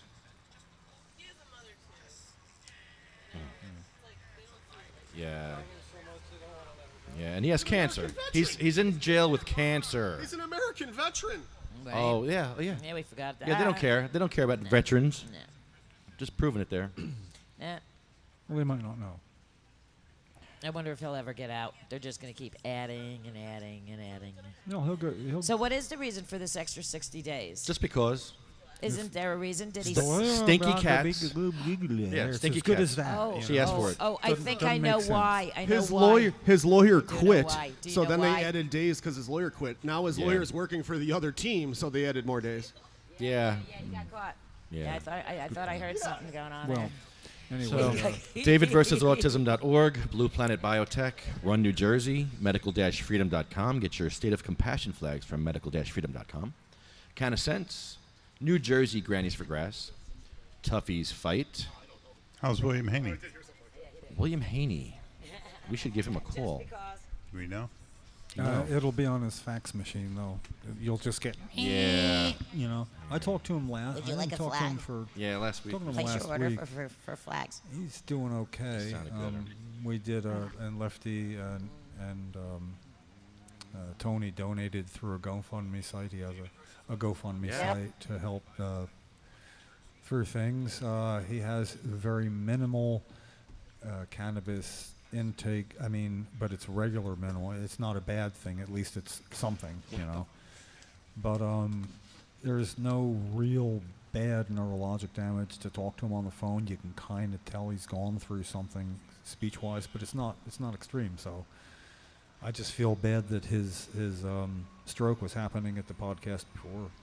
I mean, at the podcast, walking around, he can't feel his arm or anything, but it was his right arm, and he's always had trouble there. So we didn't, could have been a little more cautious and advisory to him. If you can't feel your arm, and go get it checked now. Oh yeah. We simply welcomed his company. But, we enjoy when you're here, Ken, because all the things we didn't know, at least three-quarters of them. Compassionate Science bracelet. Okay. Legalized for Lorelei. Compassionate Toughies Science. Fight. New Jersey Grannies for Grass. Can of Sense. Prayers for Sarah. Prayers for Pete. JacksonStorms.com. Jenny's Purple Ribbon Journey. Jenna's Journey. Women's Veterans Collective. And Weed for Warriors.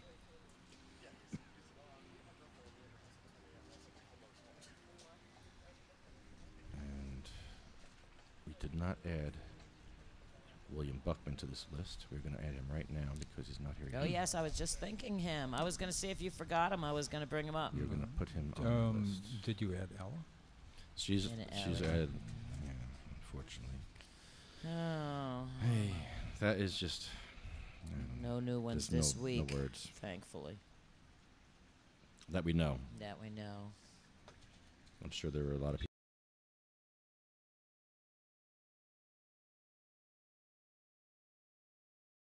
For their medicine.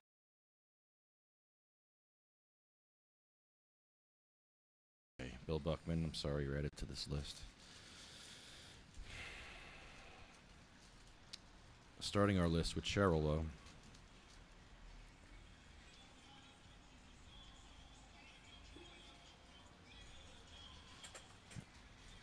Cheryl was a fighter. And Jim, you always have a story about her. Any story today? I realize when you mentioned her name, sometimes I give it a little modicum of thought, but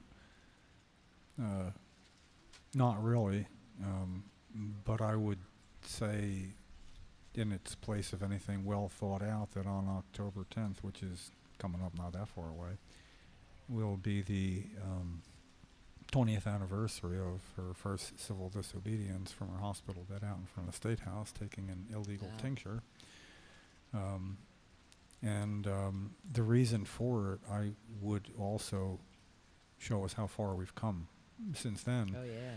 That for multiple sclerosis, all she and I were told were there's no studies that have been done, clinical, acceptable studies that have been done to prove or demonstrate what you're saying. And the reason there were none done is, one, the MS Society was not trying to do any, and two, the National Institute on Drug Abuse was not releasing marijuana for studies people would want to do. So what we did was then, rather than hear there's no studies, we did a study. It was only a study group of one. It was not placebo controlled. She knew it was a tincture. Cheryl took her medicine. And in front of the media assembled that day, before that I lifted her up, and she was like stiff, like a board. You'd lift her out of a chair, she'd be in that exact position and even tighten up. And I put her in an actual real from the hospital bed. She took her tincture, and an hour later she was like wet spaghetti. Yeah. Yeah, so basically her challenge, and mine was, this is the best test ever done. If it's the only test, it's a placebo-controlled clinical crossover study of any amount of patients at all, but it's the best study. So therefore, if you want to contradict it, do a better study. And it was so simple in its nature, Yeah. It all started from, well, then why don't we do a study? So, sometimes the simplicity, it isn't an actual scientific study, but with a little faith, it can be just that easy. And that was 1996 from the beginning. Yeah. So sometimes it's, again, just showing up. Yeah, like making a most of the difference in the people on world this, knowing you most can. of the people on this list, if not all, have shown up. That's why we know of them and why they're on the list. I'll have a better Cheryl story. Well, for with next the week. I'll have one already. With the exception of Sabina Rose. Yeah. She had But no then- chance. Yeah. But Is she her 15 yeah. months back? Yeah. Man. that's going back some years too. You know, 20 years. That's a long time. No, I was thinking, well, that is, but I was thinking back to 15 months, and that was 3 years ago, I believe. I know it was December 2nd. I'm starting to. It's getting to be long enough ago. New family looking forward to their first Christmas and Yeah, well, their second Christmas. Right? It was right before Christmas, wasn't it? Yeah. December 2nd. Yeah. Yep. All right, the list left. They've moved on. I mean, I don't They even have moved a little on by boy. it. They They have a little boy now. They say what doesn't kill you makes you stronger, but I question that. Oh yeah. Saved their life, that little boy. Yeah. Yeah. But the list is too long. The fight should be over soon. Hopefully. Got to get some Some- politics that are for it instead of for all the money and There's always going power. to be tweaking, and it's too expensive. There's always going to be something that needs improving, but it's got to come a time when it's just that available to people, you know, socially, medically. Yeah, where they don't have to worry about getting beat up, put in a cage, being put down, losing everything they have all over a plant. That's good for Yeah. you. Well, let's look forward to the after Labor Day campaign season. All eyes on New Jersey and Virginia. We're the only two states that have state elections this cycle. Everybody else goes the same as the federal cycle in tandem. We're opposite years state, 1 year federal the next.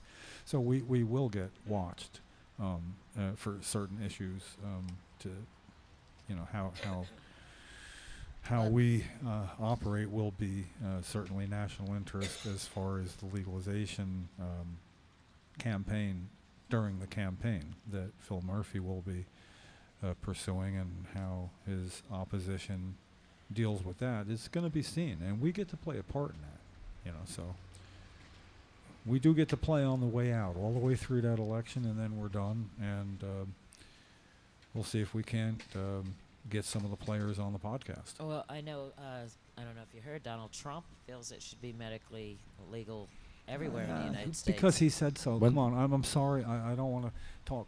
I mean, only myself. You can go on Did for you whatever just you say want Donald about Trump? it. What he says doesn't.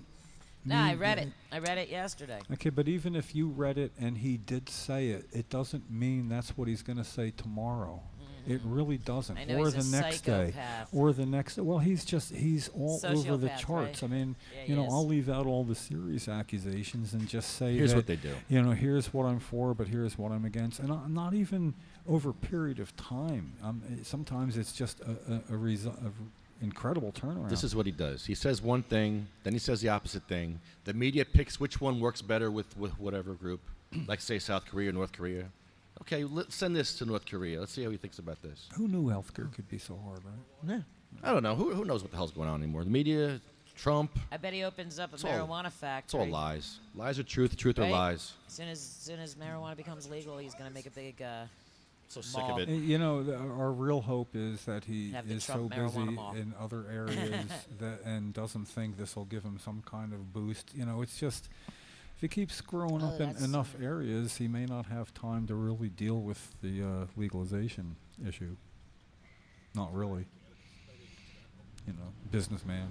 What a mess. Yeah, it is a mess. Yeah, but cannabis, that's how Well, it relates to that. Diane Ripatella. No.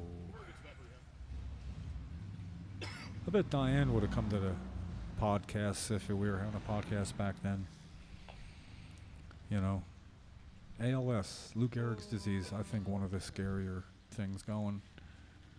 You know, and she knew what to expect. That's why she was scared.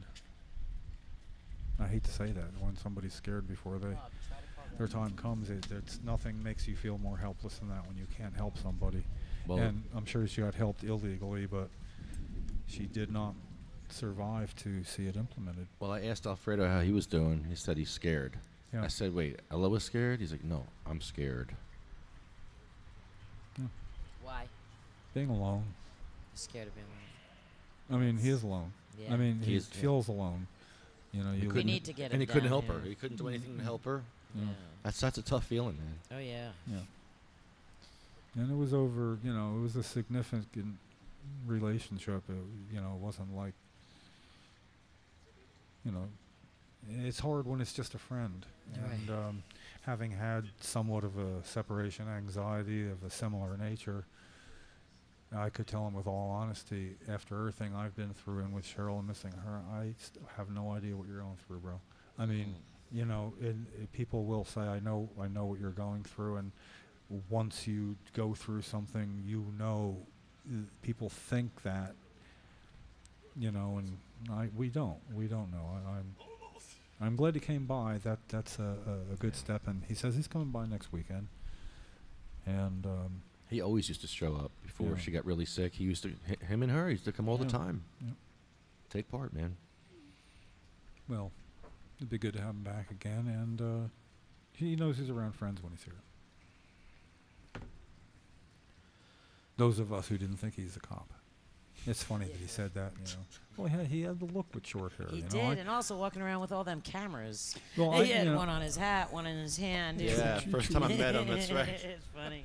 Yeah, and yet somehow something about him for me said, this is not a cop sitting here with a GoPro camera in my face talking to me on the steps. A little obvious. And yeah, well, no, but it's sort of like maybe it was just too obvious. It's like, Yeah, right. no, if you are, you're not a good one. You're not, You know, you just blew your cover, I think. But, you know, I got to tell you, I didn't want to bring it up then because he's already going through his own thing. But when you'd meet Ella, and the first time I met him, she wasn't like right there. And then, you know, when you meet her, it's sort of like, man, this is just a guy trying to help his wife. You know? Yeah. So anyway, she's on the list. She'll be at the end. Gracie, Cindy Mae, Marie, Little Jack from Colorado, Joan Ford, it's William's mom, Randy Robertson, Bill Buckman, Chad. He also died from brain cancer. I just heard somebody else has brain cancer. Who was just telling me about that? Somebody, another person. Oh, Alfredo. I'm sorry, I forgot your friend's name, but Alfredo has a friend That also has it now. that has brain cancer. That Jill, he's Chad was Jill 29. Barcelona, same same exact. Yeah. So Chad got to enjoy 6 more months of life because Yeah. of cannabis. yeah, quality of life too. Yes, he had 2 weeks to live when we went over there, and he lived 6 months. His mom couldn't have been happier. And for people who are in a situation like that and they only last that 2 weeks, it's quality of life, like Yes, Lefty it said. is. So if you get extra time and quality of life, that's the exact. If you don't get extra time because something's too far along, the quality of life at the end is everything. That's how people remember you. Oh yes. You know, your last days sometimes are what people remember. And if it's like in my mom's case, it's totally memorable and cool. You know. And it didn't have anything to do with cannabis, other than we were her support team, and we were plenty medicated. Yeah. But anyway, it helps you have quality of life, and Mom had hers irrespectively. But I understand its value, and for some, you know, it's just it's everything. It's what you got. You know, at least at the end, it was as it should be. You know, so serious. Jeremy is a victim of the drug war. He went to jail for growing some beautiful cannabis plants.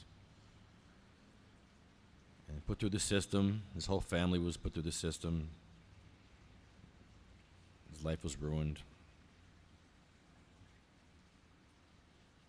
And he died 6 months before he could smoke a joint. Not even legally. He's just on probation. Colette is Jeff's mom. She died from MS.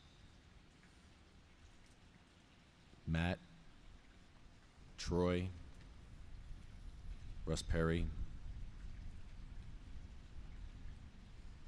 Roger.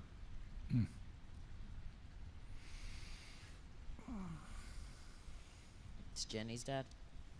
Yeah, Roger Barber. How's he? Wonderful I mean, man. How's the family?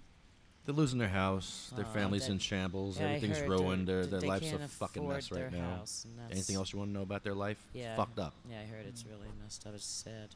It's ruined.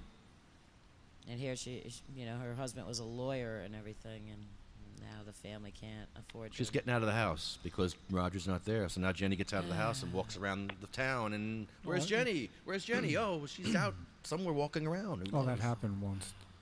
We know of that happened once. I'm That's sure true. it's happened That's again. true. That's the new reality that they have to live now.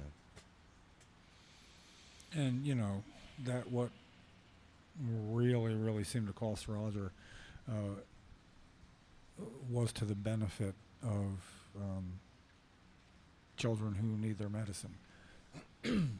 That they can take it on school grounds, and Roger was largely responsible, if not solely responsible, for New Jersey being, I believe, the first state, actually ahead of all the others you would expect, to allow cannabis on school grounds. Oh yeah. You know, there was still specific law against it in all other states. So, you know, and in New Jersey, you know, to be first for anything, yeah, it seemed that the actions that needed to get taken got taken when he got into court and got a certain, you know, case going. Then they were willing to deal. He forced himself a seat at the table for the changes.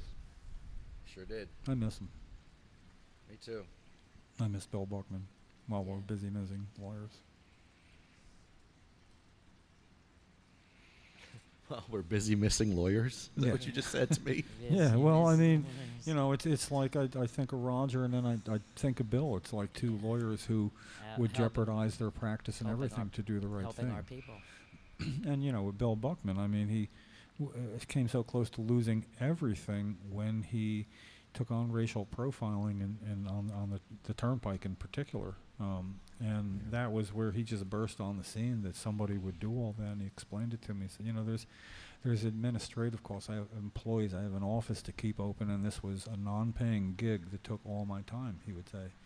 And, you know, for becoming a lawyer when you're supposed to be making money and getting yours, to be using your expertise and your passion to forego money to make things right for somebody else. Yeah. Good intentions.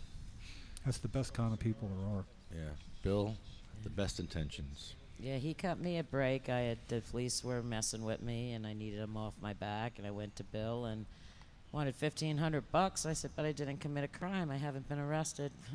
But I still needed the cops off my back. They were in trouble for police misconduct, and he cut that 15 into 750. But he called them right up. He fixed everything. Never had a problem since.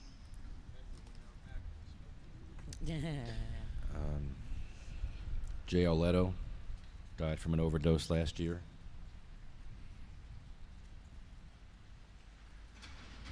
He was wanting to join the program. He called me 2 weeks before he died and trying to get into the program. He wanted a doctor and wanted to know more about it. There was no way he could afford it. He couldn't afford the $10 bag of heroin he was getting on the corner. How's he going to afford a doctor and all this time and effort? And it's You can't say that it would have prevented his overdose, but you can say it's possible. Oh yeah, if he had that that instead, if he could was have spending his happened. money on his medical marijuana. I'll say that. I'll say it would have. Wouldn't have had any money left for heroin. Yeah. Yeah, I know it would have helped. That's I'm right. He sure. would have no money for heroin if he That's was in right, a medical cannabis program. exactly. That's right. He'd be so happy with that blueberry kush. He'd be like, "Oh my God, I'm in heaven." Never go back.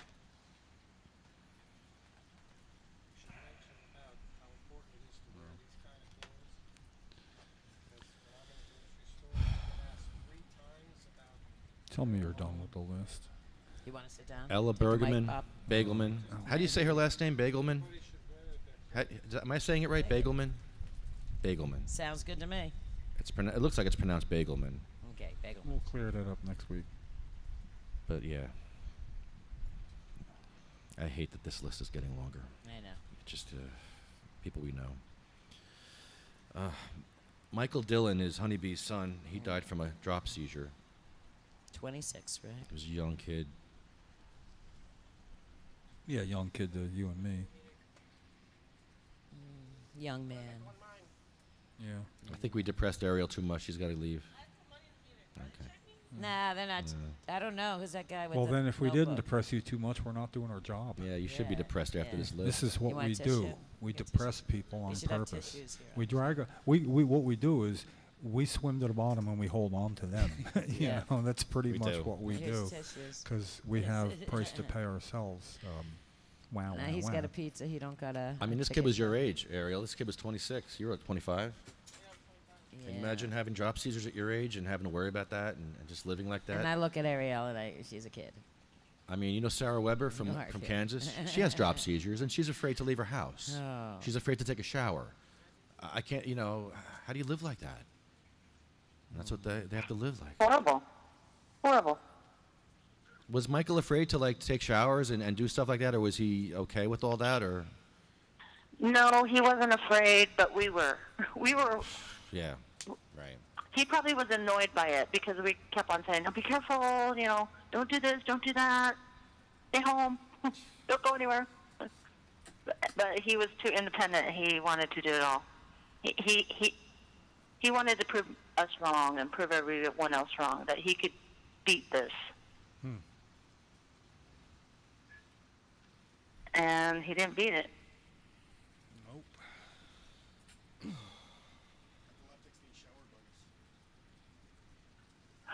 It's very difficult. It's getting close to his birthday, so it's kind of hard for me right now. When's his birthday? September 10th. Or no, September 8th. Brooklyn's is the 10th. Yeah, that's close. Yeah. We will remember him. Yes, we will. All right, honey, just take us home, because I'm Okay. Is there any more on the Here we list? go. No, we're done. Just, Ellie? Oh, you did Ellie? Okay.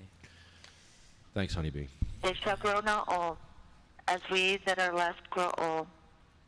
Age shall not weary them, nor the years condemn. At the going down of the sun, and in the morning, we will remember them. Oh yeah. We will. We will